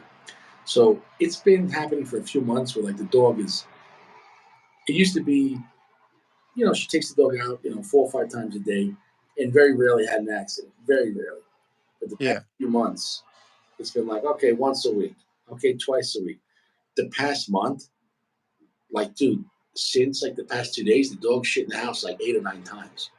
Like today, it shit in the house 3 times in the matter of like 30 minutes. And I told her, I said, listen, I know you love this fucking dog. I was like, but this is inhumane. It can't even hold its food. Like it shit in its bed, in his bed, and went back to sleep in the bed, lying and shit. So she's bathing it and throwing out the blanket, and then she puts the dog down, and it shits again, and like it's stepping in, and she takes it to bathe it again, and then we gotta clean that up, and then she puts the dog in a towel on this little bed. And we threw out like 3 blankets in the past few days, dog blankets, And then we're laying on the couch, afternoon, and like 10 minutes goes by. I was like, what the hell? Did she shit again? She's like, no, she's in her bed. She looks down, like right in front of the couch where we're at. She got out of her bed and just shit right there again. I was like, look, I was like, you know what has to happen. I was like, you're delaying that this dog, it's time. And then later on, when I was at work, I called her. I'm like, are you okay? She said, no. She's like, you're right. I decided. I called my mother, and the mother called like a person that comes to your house, and they have like not a ceremony, but like they do it like respectfully, what I'm saying? They put the dog down and then whatever. Because dude, the dog's 18 years old and every time it eats, it shits like 5 times. It can't hold its food. You know what I'm saying? And it's not even like shit, it's like pure diarrhea. So the dog is her system's failing, you know what I'm saying though? And it's been a long time coming, but like the fact that it's not even getting out of the bed, when a dog shits in his, it can't even get out of the bed and is just shitting himself, it's time. It's sad, but you know, it is what it is. So that's going to be my day tomorrow. I know she's already obviously a wreck after surgery, but I told her, look, I said, it looks like your dog. It lived long enough to see you beat the cancer and see that you're okay. Look at it. Look at the positive. Like you know what I'm saying? They're like and then but like her time is done. Like she's 18 years old. Because I said, because she told her today. She's like, you can't do that. I go, oh, that's it. An 18-year-old dog is going to listen to you. Oh, you're right. I can't shit now. I was like, she's going to keep doing it, and you're going to get frustrated. And I guess the worst thing when you're yelling at the dog, like it doesn't know. At that point, it doesn't know it. It's kind of like, when you have like a old person in the family, and you put them in a home. You're like, it needs 24-hour care. Like you know what I'm saying? Like it's sad. But with dogs, we don't do nursing homes. You know what I'm saying? Though, with dogs, once a dog becomes incompetent you put them down because it's the merciful thing to do. Like just imagine if every time you ate, you just shit yourself, or like you're sitting there like that was a good dinner, thanks. You just say shit. Like at that point, you'd be like, it's time to put PG down. There's something wrong with it. It's something, something wrong with it. Have But a nice big dinner, sit outside, smoke a cigar, and just shit your pants. I never had a cigar make me shit my pants. But I remember I had that epic day like years ago in the old apartment. Remember the balcony, like 2 houses ago. That was like where the lives all started. Remember with the crazy neighbors and all that shit. Um, it's amazing how fast time goes. But That's the one where, what's that? well, I don't want to say you always get upset, but that's the one where we had Ash God, right? Yeah, I guess. Yeah. So that I threw up. I ended the live. As I was like, "Good night, guys. Stay fresh." I turned it off, and I was like, "Ah!" Dude, I couldn't. I smoked the. I smoked. Didn't you smoke an LFD or no? I smoked the. I know I smoked the Le Bijou, but a big one, and then that was before the live. And then on the live, I smoked an LFD double Ajero, but like the biggest one, like the digger size. And as Yeah. soon as I was done, I was just like, I tried to get up, and as soon as I tried to stand up, I was just like, like I realized I couldn't get anywhere. So I just like, bro, I was embarrassed. Like that. Don't ever smoke a Bijou. I mean, like a big, strong Bijou, and then an LFD double Ajero Maduro, like the digger, like the 8 inch. Dude, it's too much. It's too much. I don't know if I can make my way through one digger, dude. Dude, the digger is a serious cigar, man. Yeah. No. I I've been gaining weight from smoking cigars because I eat so much more, Interesting. which apparently is not normal. Apparently, it's an appetite suppressant. But for me, I guess because I smoke strong cigars. You know what I mean? So I Yeah. just like jump to strong cigars. But So do I have you eat to after bulk the up. cigar? You eat after the cigar? What do you eat? I'll eat before a cigar. I mean, it's not that I'm eating anything really different. It's just that I'll eat more. Just so I'm full all the time. But Interesting. usually, usually I just be sitting around working on stuff. I don't really eat anything. Uh, Are you wrapping the cigar in Bijou? yeah, for if it's really strong, Lajero, one prosciutto, two double Lajero, two prosciutto. Yeah, Dude, uh, what a piece of shit that cigar the other night. Where, okay, at least I respect acid cigars with, like, yeah, we do flavored cigars. They're in few, whatever. But acid cigars are not real cigars. You know what the brand's about. This, sure. the Deadwood cigar, but it wasn't Steep, the, was that steep, not you steeped. but it wasn't the Fat Bottom Betty. This was CLE. So CLE used the same name, that's why they got sued. Okay. Um, but it was advertised like a regular cigar. I didn't. I and the sweet tipping was so much sugar, more than True Estate. But then the actual cigar was such a low priming. You got nothing out of tobacco. You couldn't taste the tobacco over the sugar. And then the smell, and it was like fake berry potpourri. Like it was such garbage, bro. Like it's still here. I'll show you it. Like that's all I smoked. Like it was such garbage.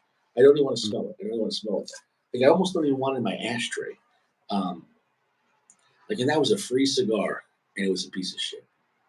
I I laughed when you told me that was the only cigar you had left because that's the downside sometimes, right? Of hunting it fresh, right? No. I still have the woody though. So like, Yeah, you still have the woody. but Yeah, that doesn't count. That's like somebody's breaking your house and you have a rocket launcher. You're like, fuck. Yes. You're like, what are you gonna do? You come out, you're like, get out of my house. He's like, we're all gonna go. He's like, we're all gonna meet Jesus tonight. You know what I'm saying? it's like no, it's like you're at a 7-Eleven and you check out and it comes up $16 and you're like, oh shoot, I only have 10. I better sell my house. You know Yeah, what I mean? exactly. Oh, I thought you were gonna say like someone's robbing the 7-Eleven, but all you have is a grenade. You're like, Yeah, like, it's too much. It's too large of a denomination. yeah, That's all. bro. You're just like, this is a poor choice. Yeah, I'm glad. Like I'm the biggest pro gun guy, but I'm glad grenades are regulated, because what the fuck are you gonna do with that shit? Like, what are you gonna? right. What are you gonna like, once again, like what are you going deer hunting? You're like, imagine that was the case. You just nobody cared. They're like, That would be terrible. Can you imagine? You're out with your kids and you're like looking at some beautiful deer out in the woods and this grenade comes, bah, bah, bah, rips its head off. Yeah. it doesn't even kill it. Just like lost a leg. Yeah, it's just back legs like this sliding against the floor. You're like, kids, turn your head. You're like stuffing its mouth. Yeah, it's screaming. There's like no meat left to eat. You're like, Yeah. The guys are just cheering, jumping, riding around on ATVs and shit. Yeah. No. at No. a certain point, you got to be. I don't know. I don't know. Here's what it is. We could talk about that another day. But yeah, man. I mean, I think that cigar is so unreasonable. But the woody will be smoked eventually. I don't know. I don't know when though.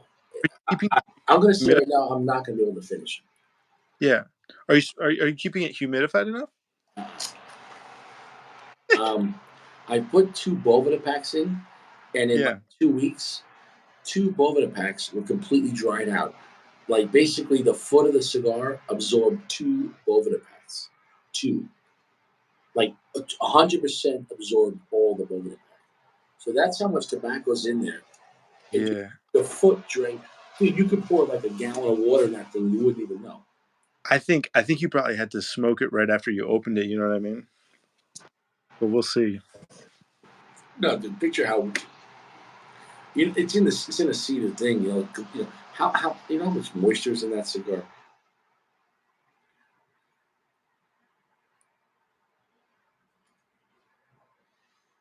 What do you think? Uh, I'm kind of like not scared, but like I'm kind of like, what is that experience gonna? It's gonna change my life. It's like you have your life before and after Woody. Like after the Woody, like Yeah. Your biggest experience. I think, I don't know. I mean, it's a couple ways, right? Like, it's either gonna be up to here with nicotine or up to here with just the physical experience of smoking, you know? or both or both. Or I'm not both. gonna hold the puff on that. It's too much. No, no. Um, like I'm just trying to picture the draw. You're talking about 21 inches of draw. Like, what kind of delay is that going to be? Right? Yeah. Yeah. Pop, pop. And it's just like floating Yeah, through. I don't think you're gonna have to puff one and hold like 10 seconds for the smoke to get. Yeah. Yeah.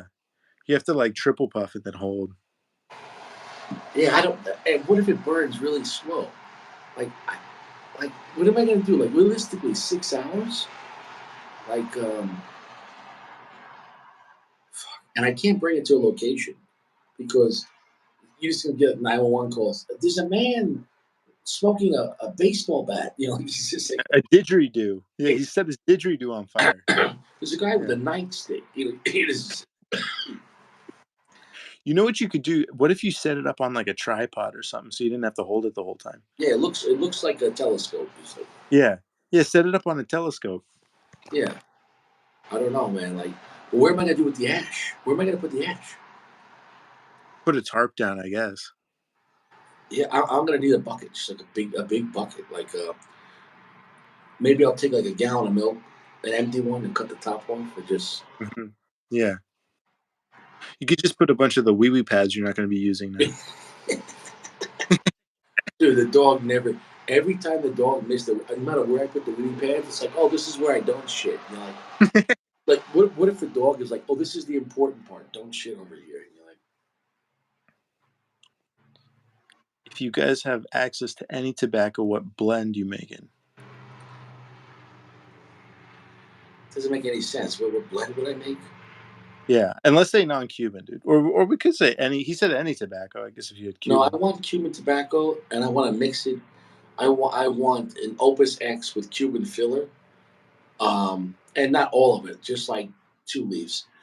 I would like to have a Padron 26 natural with Cuban tobacco in the filler. I'd like to see a Liga number 9 with some Cuban tobacco in the filler because Cubans don't make great wrappers or binder. So I want to have some Cuban tobacco just mixed with the filler. That's my opinion. That would be a dream. You know what I'm saying, though? How about you? I'd love I'd love to have a box of the LFD Cameroon cabinet number 3, the petite Corona, with just the Cameroon wrapper and then just Cuban filler would be awesome. And not that I'm saying Cuban filler is better, but we're never going to see that in our lifetime. You know what I'm saying? Yeah, Because I don't care, but I can get Cuban puros, right? You can get them, but they're expensive and but that mix, I think, to have like Dominican, Nicaraguan, Honduran, and Cuban tobacco combined with like a Mexican San Andreas wrapper or a Cuban or a Connecticut broadleaf Maduro, I think that would be pretty cool. It might be a piece of shit though. Maybe they won't mix well. I don't know. what if you didn't have access to Cuban tobacco? If you could make one blend right now. Mm. Also, I gotta go take a piss. I'll be right back. But if you could do one blend, Well, dude, I'll just say this one blend. If I could have one cigar with no price, no option, it'd probably yeah, be the Spectre. If I could just smoke Spectre, any of the Spectres, dude, I had the Spectre twice, the original one. And I'm not gonna lie, those were some of the best experiences I ever had. I wish I could have reviewed it. Um, I think I did. I think I did review it in my old apartment in the original show. I don't think I saw that one. No, yeah, that was the original. Remember the old apartment in New York, the basement? The old one, yeah. Yeah, so I was in a basement apartment smoking Spectre. Yeah, I'll be right back. yeah, sure. Yeah, go take a leak. Yeah, I think more if I could have a cigar, no money, it'd be the Spectre because the Spectre is really a special cigar. It really is great tobacco. I mean, the Spectre. You're talking about General is pretty much the biggest conglomerate, and the Spectre is their best shit. You know, when you think of it that way, you know, minus the box, they should cost $100. So you're talking about the best possible tobacco they have, no holds bars. I think the Spectre is about as high end as I would go before it just gets ridiculous. So yeah, I think yeah, if I could smoke a cigar, no money, you know, just the rest of my life, the Spectre would be up there. Any of them, I'm sure they're all phenomenal. I've only had the one. They had a Spectre two, and they had a Spectre three.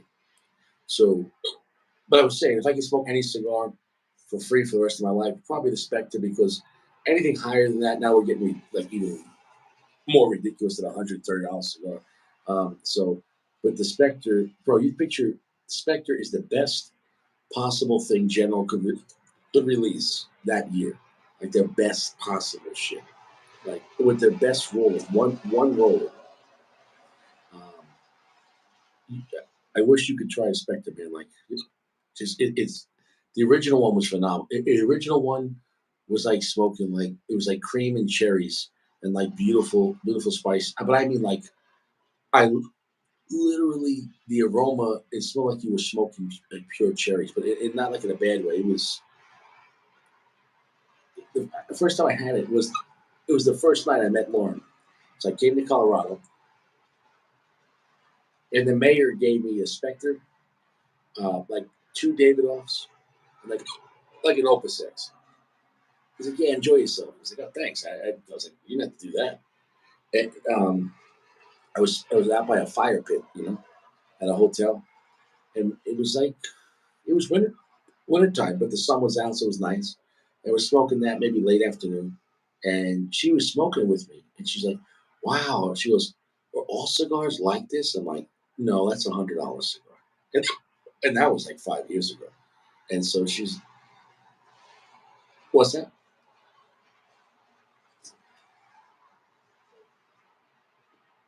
Yeah, Sorry, can you hear me now? yeah. I said, did you know her in advance of that, or did you meet her while you were smoking the cigar? That was, no, I went to Colorado to meet her. That was the first day. Gotcha, gotcha. Like I just remember her being so naive. She's like, "Wow." She's like, "Are all cigars like this?" And I could have lied like, "Oh yeah, baby, I only smoke Spectre." And I was like, "No, no, no, I can't afford this cigar." Like, I mean, I can afford it, but like, I mean, what I mean is when they say I can't afford it, meaning if you can't have it every day, you can't afford it. Right. So I Yeah, can for sure. have David off, but I can't afford it. I can have Padron, but I can't buy Padron every day. Because I can't spend $300, but let's say eating Padron $25 a day. 7 days a week is what? I mean, almost $200 a week. I can't do that, you know. So it is what it is. I mean, I could if I, you know, want to not pay child support or like having a second job, you know, or start stripping again, you know. Imagine that. That would be a funny comedy. Like a guy like becomes like a dancer just for like the smoke David. Oh, I was thinking advertisement for cigars, dude, or maybe an advertisement for like a budget cigar, you know, an Aladino or the El Rey del Mundo. You know yeah, what I mean? You know, yeah, great yeah. quality Like, cigar. You don't have to pick with our cigars, you can smoke our cigars without going to hell and being judged. And you're like, oh, you're up. Jeez, okay, right. yeah. No, I mean like so like, well, for example, like if you were like a regular guy, like a a regular guy, let's say making 80 grand a year, 70 grand, but every day he was smoking Spectre, you'd be like, what are you doing? Like, how are you doing this? And you're like, oh yeah, they're cheap, they're only $140 a piece. Like every day, it's like imagine you went to his house and the ashtray was all Spectres, like just like he didn't even finish it. Like, in the movies, like I saw this one movie and. There was a hitman, and every time he would go somewhere to whack someone, he'd leave a cigar behind, which is stupid because it's DNA, and I've ever seen it's a movie, but like Right. he didn't. He only smoked the first third, and then he killed the person. I'm like, what a waste of a cigar. Wow. I was thinking I'd be I think that almost all the blends that can be done are being done. So many blends are coming out. I'd be really curious though to smoke a Nicaraguan sun-grown wrapper or just a Nicaraguan Habano over all Honduran filler and binder. I wonder what that would be like. I've never smoked something like that. Hmm. Hmm. Hmm. Really Interesting. lean into the earthiness. I don't know. I'd just be curious to smoke that. But Like in do you a feel like it's better to have the Honduran wrapper, like the San Agustin, than a Nicaraguan filler? Because I feel like a Nicaraguan wrapper might overtake it, and you wouldn't notice the Honduran as much.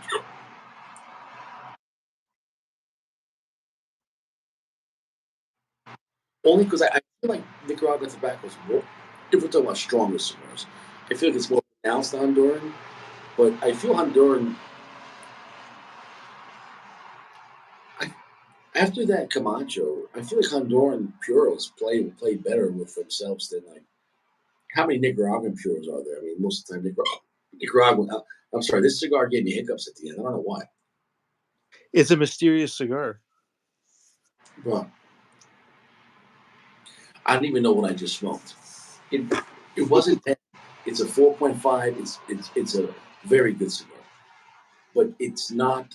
It, it, it doesn't feel like the part of it. I don't know what the hell it is. Is there any reason you would recommend it? Yeah, it's very affordable.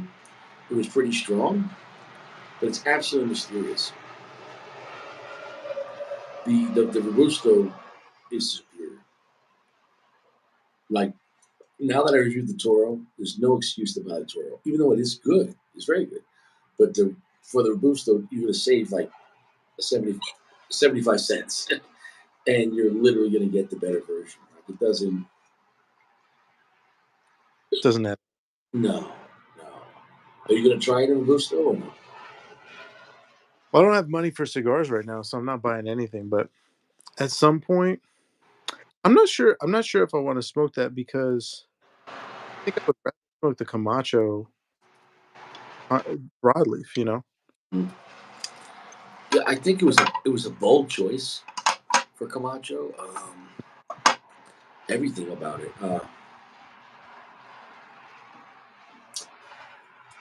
I think it's gonna be in the top 25. I could see that for sure. I think that flavor profile could definitely lend itself to that. Um, isn't there another Partagas that you liked recently that had come out? I remember there was one with a barber pole that you liked, but there was one before Yeah, that as that well. was the Cortado, but it was like a Cortado barbecue. That was really good. Yeah, Um, and that was called the Anejo. It was called the Party of Anejo. Añejo, That was good. No, there's a new one, a higher end Partagas. Um, that was made in Miami by the Cohiba M. Same, oh yeah, the bronze. yeah. Yeah, I heard good things about it. I haven't seen it, and I it got poor reviews, but yeah, continue. interesting. But I think Anthony P enjoyed it. Though the big time reviewers and the magazines, Yeah, they shit on General. No matter what they make, they don't give them any kind of the Sonata ratings just came out in Cigar Aficionado. what do they say. Sonata, they gave it like 92, 93. They gave it really high ratings. They really liked it. Yeah, Yeah. so Well, that's an Altatus. Yeah, yeah. I think. maybe Yeah. they just general. Yeah, What's that? Maybe they just shit on General. They love Altatus. I don't know. They do, and know why though? Know what they told me? Because General doesn't pay for any advertising anywhere, really. So I think that's part of it. And I can say this because they told me, and I won't say the person's name, but they said um, when they bought Alec Bradley, you were Alec saying. Bradley, Yeah. they said that the what they spent a year in advertising was in the millions. So what does that tell you? So what is that? How many times were they in the top 10? All right. So maybe there's some cigars that make the top 10 of cigar aficionado naturally, like the EP Carrillo Pledge, Right. and then there's other cigars that shouldn't be in there. And I mean, how could you have remember the Alec Bradley um, Black Market? It beat out Opus X. Yeah. Yeah. Money, money, money. Yes, I got. Wait. I got a couple. Whoops. I have a couple questions for you. yeah. One just came to mind. Can you list? This is just random, but the other one's. But just random. Can you think of a better Maduro, a more beautiful, delicious Maduro off the top of your head than the La Historia? Because I smoked that a couple times, even though it was like at half mast, I was blown away by it. It's Which like one? the La Historia, the EPC, because you just mentioned EPC. Oh, that's a great cigar, and that's been out for years. That's a great cigar. I mean, I'd rather have the new Camacho over it, and it's cheaper. But Wow. Okay. but the EP Grillo is not as strong as that. It's still its story is like a nice medium plus medium full. Yeah. Totally. Yeah, no, I mean to beat it, that when you get to that level, I feel like there's just it's like there's great basketball players, and you can say one's better than the other, but they're all great. Well, So, Michael Jordan's the greatest, but yeah. but they're Um. great. Yeah, but I mean, but if you said he is, but Yeah. that what so like Patrick Ewing is shit? No, he's amazing. You know what I'm saying? Though, so Yeah. the story is if you talk about delicious cigars like that. I mean, there are other cigars that are there. I think that the Historia is definitely more delicious than the Milano V Maduro. I think Yeah. the Milano V Maduro is great, but it's more simplistic. Um, the Plasencia Almaforte is right. Mm, You ever have that? I haven't. I got to smoke that, I guess. Yeah. So, and, and that's going to cost you like $5 more. So you get more for your money. EP Carrillo, you get a lot for your money. The Pledge, the Allegiance, not the Pledge of Allegiance, but the Pledge and the Allegiance and the Astoria. I mean, it's hard to beat those cigars at the price point. I mean, you get a lot for your money. Yeah. I'll have to try that Camacho broadleaf. Sounds amazing Dude, nah, for dude. a lot of reasons. And I'm talking about just as far as new release, because over the years, there's been so many great cigars and a lot of bullshit. But Sure. as far as a new release, I like just keeping that category. Like, as far as a new release, that's one of the best new releases of the year. So I got one more question for you. I think it's a good to wrap this whole idea up because you've smoked all three sizes now. My big question is, how would you compare? Maybe you already gone over this, but how would you compare this to the Cohiba Purple? Because that's also a Mexican San Andreas new No blend. comparison. Totally different cigar. Totally, Interesting. totally different blend. Okay. You almost don't even realize that the Partagas is a Mexican San Andreas because Okay. it's a very low priming. Gotcha. Um, totally different. I mean, when I smoked the Riviera, dude, the roasted grapes, oh my Right. god, the black pepper and the rich charred wood.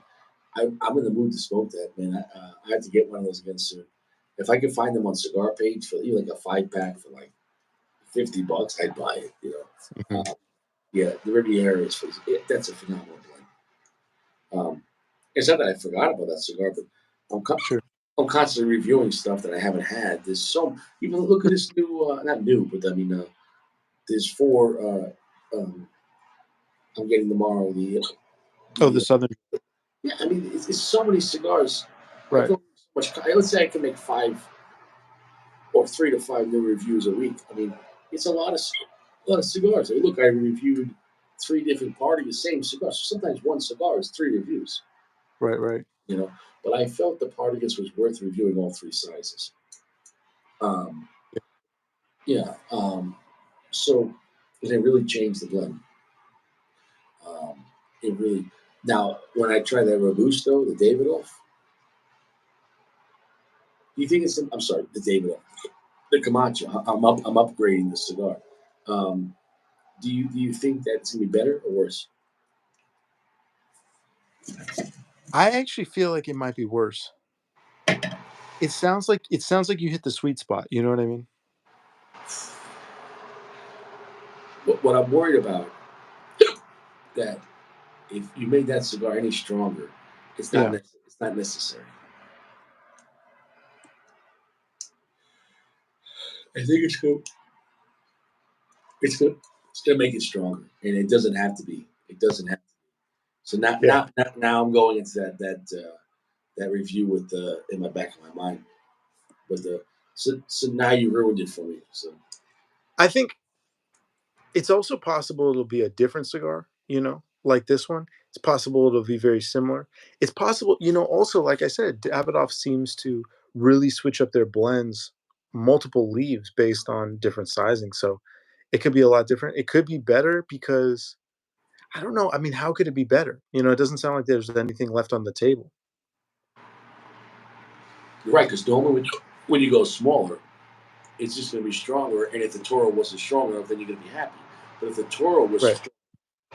now it wasn't like in this case for the Partagas, the big fat Toro 56 wasn't strong enough. So the Robusto was the best one. In Right. this case with the Toro, oh no, actually no, we're going to be good. The Toro was 6 by 50, so it's the same gauge. We're going to be okay. So it's just faster. Nice. So in that case, you see all the different things that are aspects. We're going to be okay. It's just going to be get right to it. I think it's just going to be stronger off the bat, but not stronger overall. But it's going to get to where the 1 inch in, it's going to be there right off the bat. Now, do you know if they make that in a Churchill or a Corona or a Double Perfecto or anything else? I Here's the thing, I don't know. You Yeah. know, that's crazy you say that. I never smoked a Camacho Churchill. Yeah, they definitely make them, but yeah. Where? All the regular line, they have them in Churchill for sure. I've never seen it. I've only seen them in Robusto or Toro. Maybe Yeah, maybe a Gordo, but never right. seen it. Really, I have a couple Criollo Churchills, but really. yeah, but yeah, I haven't.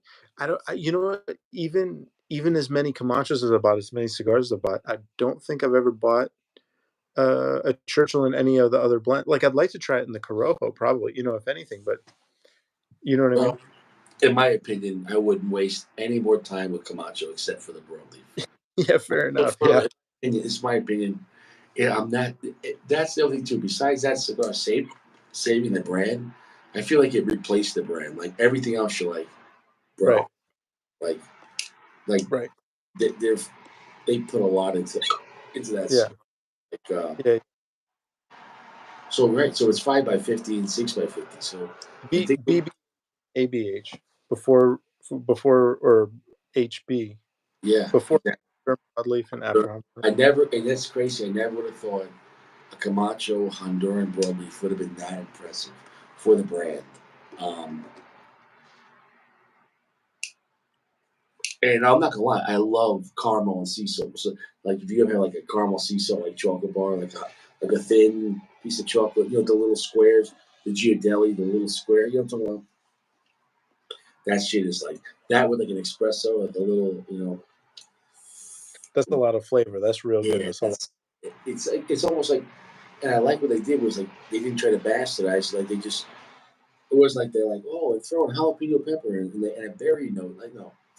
But like, Right. listen, everyone likes caramel and rock salt. Like, everyone likes that.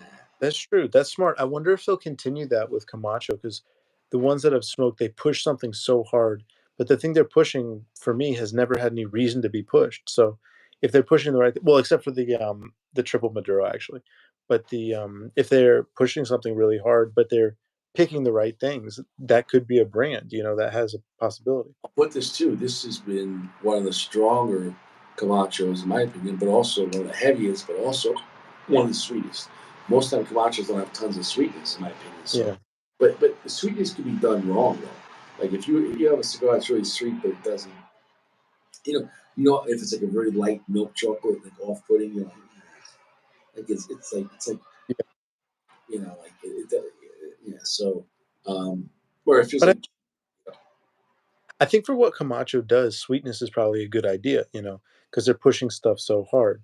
They're never you're gonna smoke a imagine smoking a Camacho and you're like, "Oh, medium milk chocolate." Like, you know what I mean? Like, medium milk chocolate and jalapeno pepper, which would be terrible, but I'm just saying, I don't think that's ever gonna. no, no, no. And like for example, the Camacho Corojo, there's no sweetness in that cigar. Yeah. It's a Yeah. good bold cigar. It's inexpensive, but it is not. There's no sweetness. So, but it doesn't matter the profile. All of the other mid-tier Camachos, the entry level, they bow. They bow to the broadleaf. The broadleaf blows it away. I can't. I can't say that more confidently.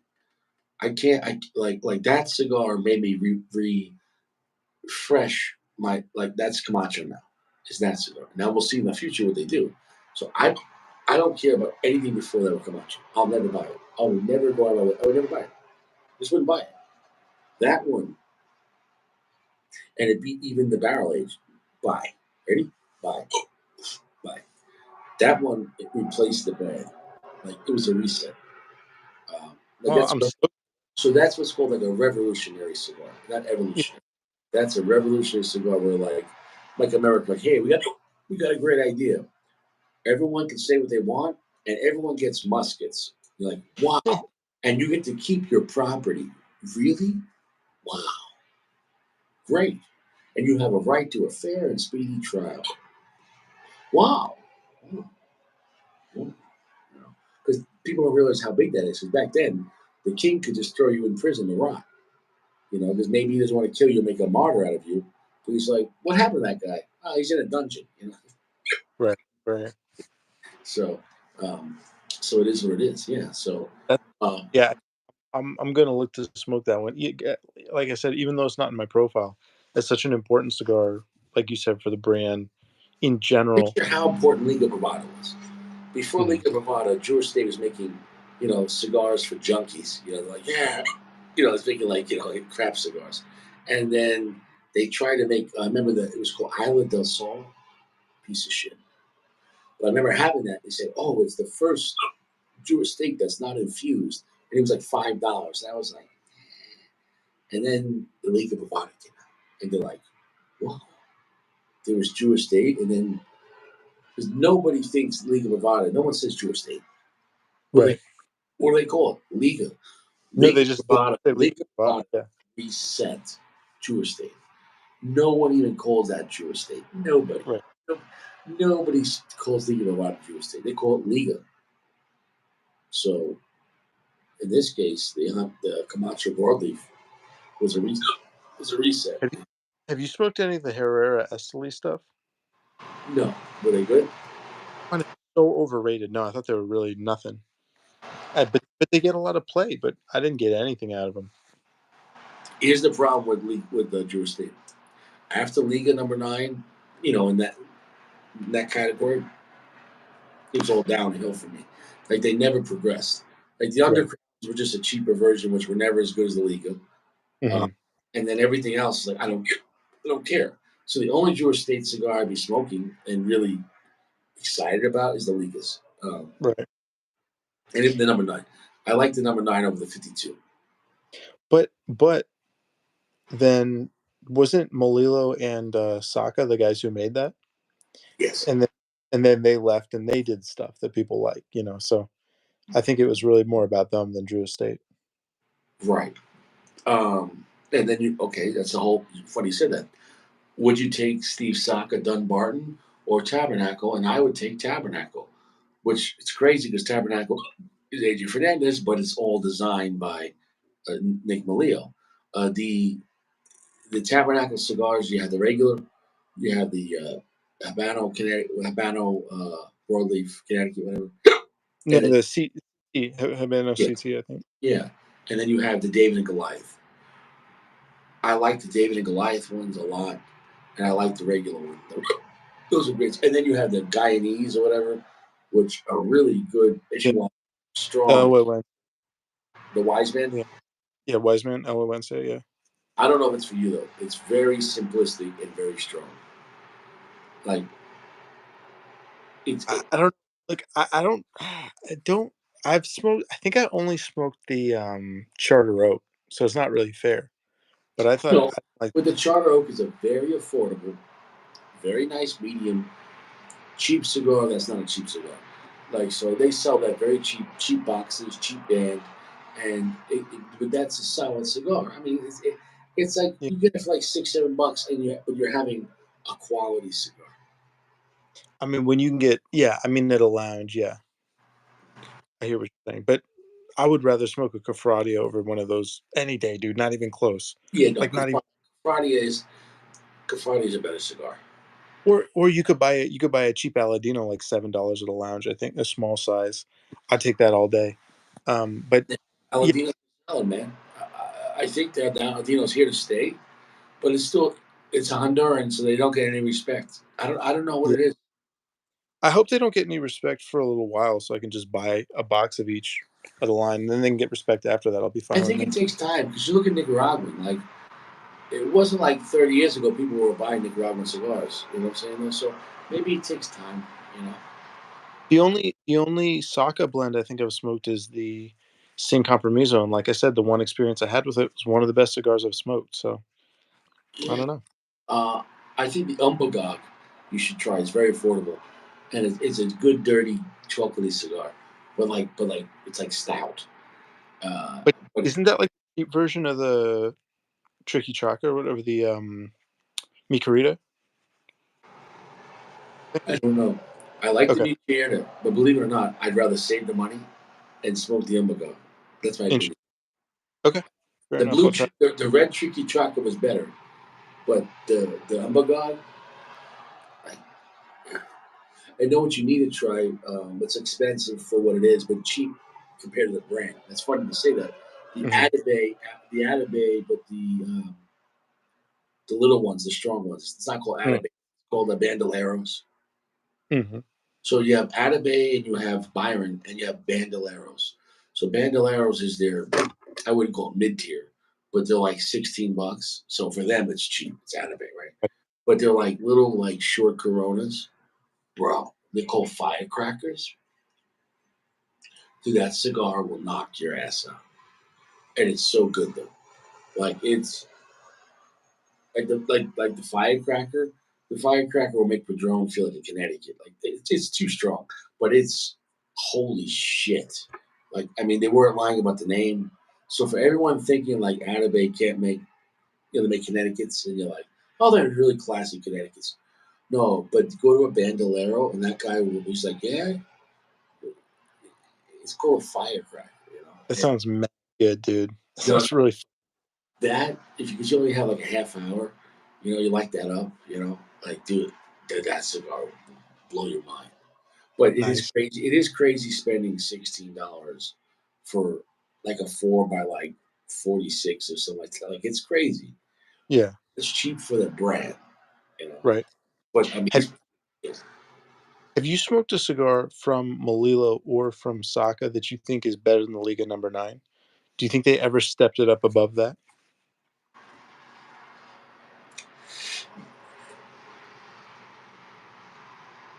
yes, on Saka, but it was $100. The unicorn. So when the unicorn came out, it was $100, but it was $36 in material. It cost him $36 just in tobacco, and then he has to roll it, obviously, and age it, and and then I was selling. Okay, so that cigar it was like eating chocolate ice cake with strong black pepper, but I mean, like it was like the richest chocolate ice cake, like icing, what I'm saying, like frosting. It was such a different layers of chocolate. Like, it was so exorbitant and decadent. I was smoking that in a high end lounge in Manhattan with the mayor, and he just handed out like five of them. He's like, "Oh, did you guys ever try the unicorn? It's $100 cigar." And everyone's like, "No." And he was like, "Oh," and we're all smoking that. We're like, "Holy shit! This Steve Saka is fucking amazing!" Like it came with like I think a yellow and red velvet little band, and holy shit. So yeah, but once again though, if True Estate and Liga was like, let's make $100 Liga number nine, yeah, I'm sure they Mm. could do that too. That just comes down to like cost and you know, I mean, because what he did for that cigar, he went into his connections wherever he buys his tobacco around the world, and he's like, I just want your best shit. And it came out to he had so many pounds of tobacco, and it basically says, whatever I can make out of this, that's it. And that was the unicorn. And so it came out to $36 a cigar just into cost of tobacco. So I mean, was it worth it? Yeah. It Did I sounds pay? weird. Did I Yeah. pay for it? In some ways, because I was the deal that day with the mayor. He's like, "Hey, look, I'll give you $100, and I'm going to all these different shops in Manhattan and Brooklyn, and I'm gonna." He dropped like 10K in cigars, buying cigars, and he said, "We're gonna go out, hang out lounges, and we're gonna go out for dinner, and whatever I have, you have." He's like, "You down for that?" He's because he can't drive, because he's on medication. And I was like, "Yeah, I think I could do that." Dude, when I think about like being single and like hanging around like cigar guys, I was like, yeah, I could do that. So it's like the first shop we went to, it was a Davidoff store, and like he went there and they're like, oh, they know him, dude. They had a shopping cart. They had like a cart. They brought a cart out. He's like, yeah, give me like, oh, you got like the books, like the high end opuses in the books. You know what I'm talking about? It looks like a book from the side. If you look at a high end opus box, not regular opus, but like the I think Purple Rain or the other ones, the Destinos, from the side it looks like a book, like a wooden book. You know what I'm saying though? So So anyways, yeah, I was like, yeah, give me 2 boxes of that, 3 boxes of this. Blah, blah, blah. Like each place was like, okay, that'd be 55, like 5,700 and like 35. Yeah, it's like, and then like he's like, you got any lighters? And he's buying like $800 like lighter, like oh yeah, and then like whatever. So like Richie was just like carrying like fucking like these big like shopping bags. Like if a criminal doing the street, we were moving like 5,000 like in cigars. like I mean that's yeah. It was a fun day. And yeah, yeah. That was that lounge is called the Barclay Rex. Like President Bush had a cabinet there. Like it was a high end cigar lounge. Like it had their names on it. Like every high end person in the world had like a box there. Like what I'm saying.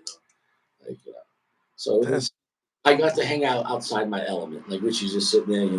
The guy I was talking to, he used to be the guy that rings the bell on the stock exchange. He was like the in charge of the stock. I don't know what that title is, but obviously you have to be retired, like CEO of a company, or and then you could get that job. I don't know what you do, and I don't know what the fuck that person does. In charge of this, yeah, I was the guy in charge of the stock exchange. And he said his divorce. I forget it was something like the fact that like he got divorced and it cost him I don't know that was like $38 million or something like that. I'm like, yeah, it's a bad divorce. It's rough. It's a rough day. But he's like smoking a cigar. He's like, but I survived. And I'm like, yeah, you survived, all right. Like, he's, dang. can you imagine, like, dude, that's like, if you got that kind of money, man, like, and you have like a trophy wife, and you make, let's say you have like $500 million, like, your wife's gonna take a lot of money in divorce.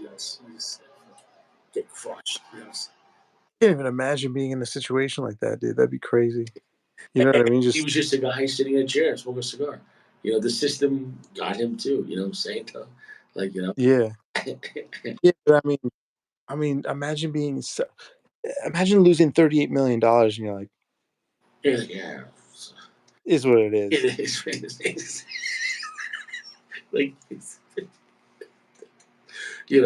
and I'm sure the lawyers cost a lot too. Sure. Yeah. Dude, that's when you have that kind of assets. Like it's like, and she gets the house in Acapulco and three of the Ferraris. It's like, okay, shit, not the red one. You're like, okay. Yeah. I'm gonna have to buy another red one. Shit. Yeah. It's like you're just sitting there, like like there was a lawyer there, and like always smoking the unicorns, and then he's like, so obviously uh, the mayor gave him a unicorn, and he's like, well, hey, mayor, he's like, did you ever try Cuban Lusitania cigar? Oh, great cigar. And he went to a humidor. He's like, I bought this box years ago. You know what I'm saying? Like, it's like he had this aged box of Partagas Lusitanias.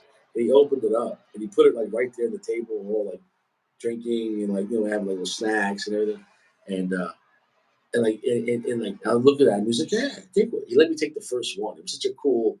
It was the lawyer's. He's like, yeah, go ahead, bro. He's like, have the first one. He's just like, how? So this guy is, he's doing pretty good, So, you know, Did you smoke that? oh yeah, How fucking good was that cigar? it's great. It's great. How long were those aged? It's a few years, yeah. So Okay. but it was a big box. It was a big box. Yeah, yeah. I remember being a long cigar. I don't know the size on that, but it's long, right? Lusitania is, I think, a double Corona. It's either like a Churchill or a double Corona, but it's a big stick. Yeah, yeah, But yeah. but but you saying like a 50 count box? Yeah, it was big. It was big. In in a 50 count box, you got to age that probably like 10, 15 years. Yeah, and then like I just remember like that day, like the cigars the mayor smoked. Like he smoked that $500 Davidoff at another lounge. Like we ended up smoking like five cigars that day, but it was like we'd smoke somewhere, go have a drink, and then go out to eat, and go somewhere and smoke, and then go somewhere else and have coffee. And like it was an all day affair. It was like I picked up like at 1 o'clock. We went out to Brooklyn, and like we didn't get home till like after midnight. It was that was the most expensive cigar day of my life, and it cost me nothing. I mean, I drove him around, you know what I'm saying? No, but it was That's just I went home and I was just like I literally said I said that will never happen again in my fucking life. Like it was like wild. dude, I went to sleep like for like 18 hours after that. I was just like, it's just like my body was just like, the fuck did you do? You know, yeah, because Yeah. yeah, and then like we went to another Davidoff lounge. And the guy, that's where the guy was talking about how he went. He just came back. He went to the Davidoff factory for 2 weeks because he was the main manager for. Excuse me. He was the main manager for Davidoff for one of the lounges. They flew all their higher end management for 2 weeks to have all these parties. And all they did was hang out. I think Kellner was still alive back then, and they would smoke cigars with all the bosses of Davidoff and all these parties in 2 weeks, and every night at dinner they'd give him a cigar, and you had to smoke it right there at dinner. You could not take it. Know why? Because it was a completely proprietary blend that they only would keep for their Davidoff parties with these kind of level of people, and it was you could not you had to smoke it. Like you had to smoke it right there. There was no option. There was no putting it in your pocket. Nope. Yeah, no. So I just imagine that kind of pressure. Like you won't be able to bring it home or give it. What I'm Right. saying? Like you couldn't even tell anybody, or no one could see you smoking. Like Right. you know. This the mayor smoked that? No, no, no. This is the mayor's friend. That he was the main manager Gotcha. Gotcha. for Gotcha. one of the Davidoff lounges, and then so we met up with him in one of the lounges. I forget because we went to. Okay, so we started off at a Davidoff Matador Lounge in Long Island. Then we went to the Brooklyn Davidoff store.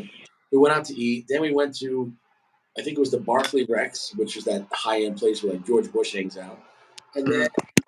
we went to the Davidoff on Sixth, and then we went to the Davidoff by the World Trade Center. And I think we went to somewhere else too. And then we went out for dinner. It was like enough. So we went out to eat like two times and like drinks, and it was ridiculous. It was realistically he probably dropped like 12 G's that day. It was like just having it was a great day, man. It was for him. I was fun just to see that kind of level of enjoyment. Yeah, And, how other people live, right? and each lounge, those places, he had like, because they had lounges there, he had humidors there. You know what I'm saying? Like get the place.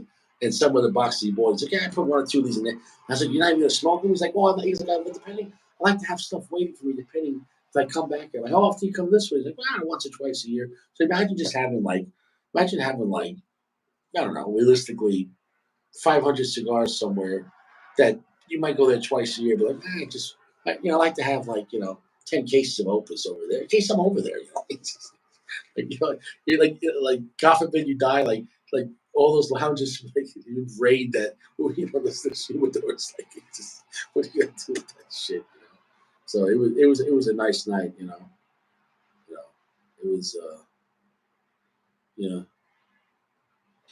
That sounds know phenomenal. Yeah, Yeah. it was a day to remember. That would say that was probably the coolest cigar day in my life. But yeah, because the Barclay Rex, you go there as a store, and they have a lounge for the public if you buy, but then they have a private lounge. You go through like a black door, and there was a pretty woman, and she's standing there like when you walk into a restaurant. It's just like, oh, good evening. But the guy you were with was a member. You know what I'm saying, though?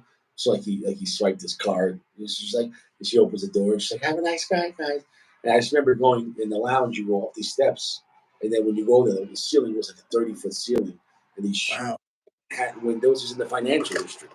So imagine looking over the financial district of Manhattan in this kind of lounge. And at that point, I was like, I couldn't believe the level of like just ridiculousness. Like it's almost mind blowing that experience. Like I can't imagine the cost to be a member there. If you have to ask, you can't afford it. Yeah. You know. It's crazy, and your standard of living would be so expensive compared to other people. Do you know what I mean? Yeah. And just the tremendous levels, you know. Oh God. Yeah. This. Well, I mean, yeah. Yeah. I mean, pretty much yeah, everyone in there was millionaires. You know what I'm saying? Well, you had to be. I mean, what I mean? So Right.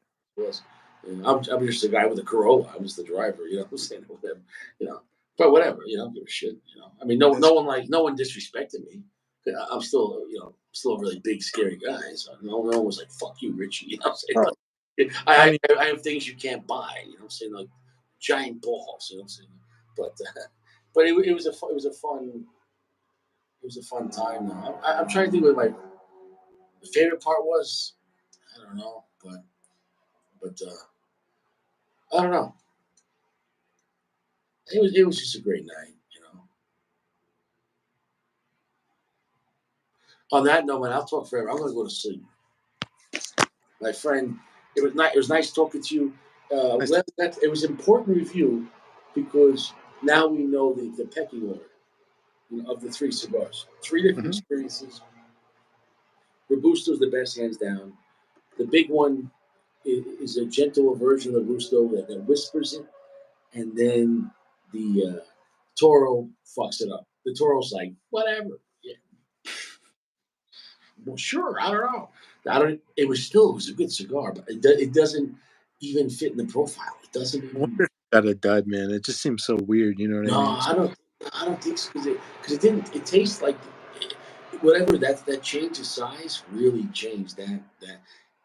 It did the 52 gauge. If it is a 52, um, it doesn't do it right. It Yeah. doesn't.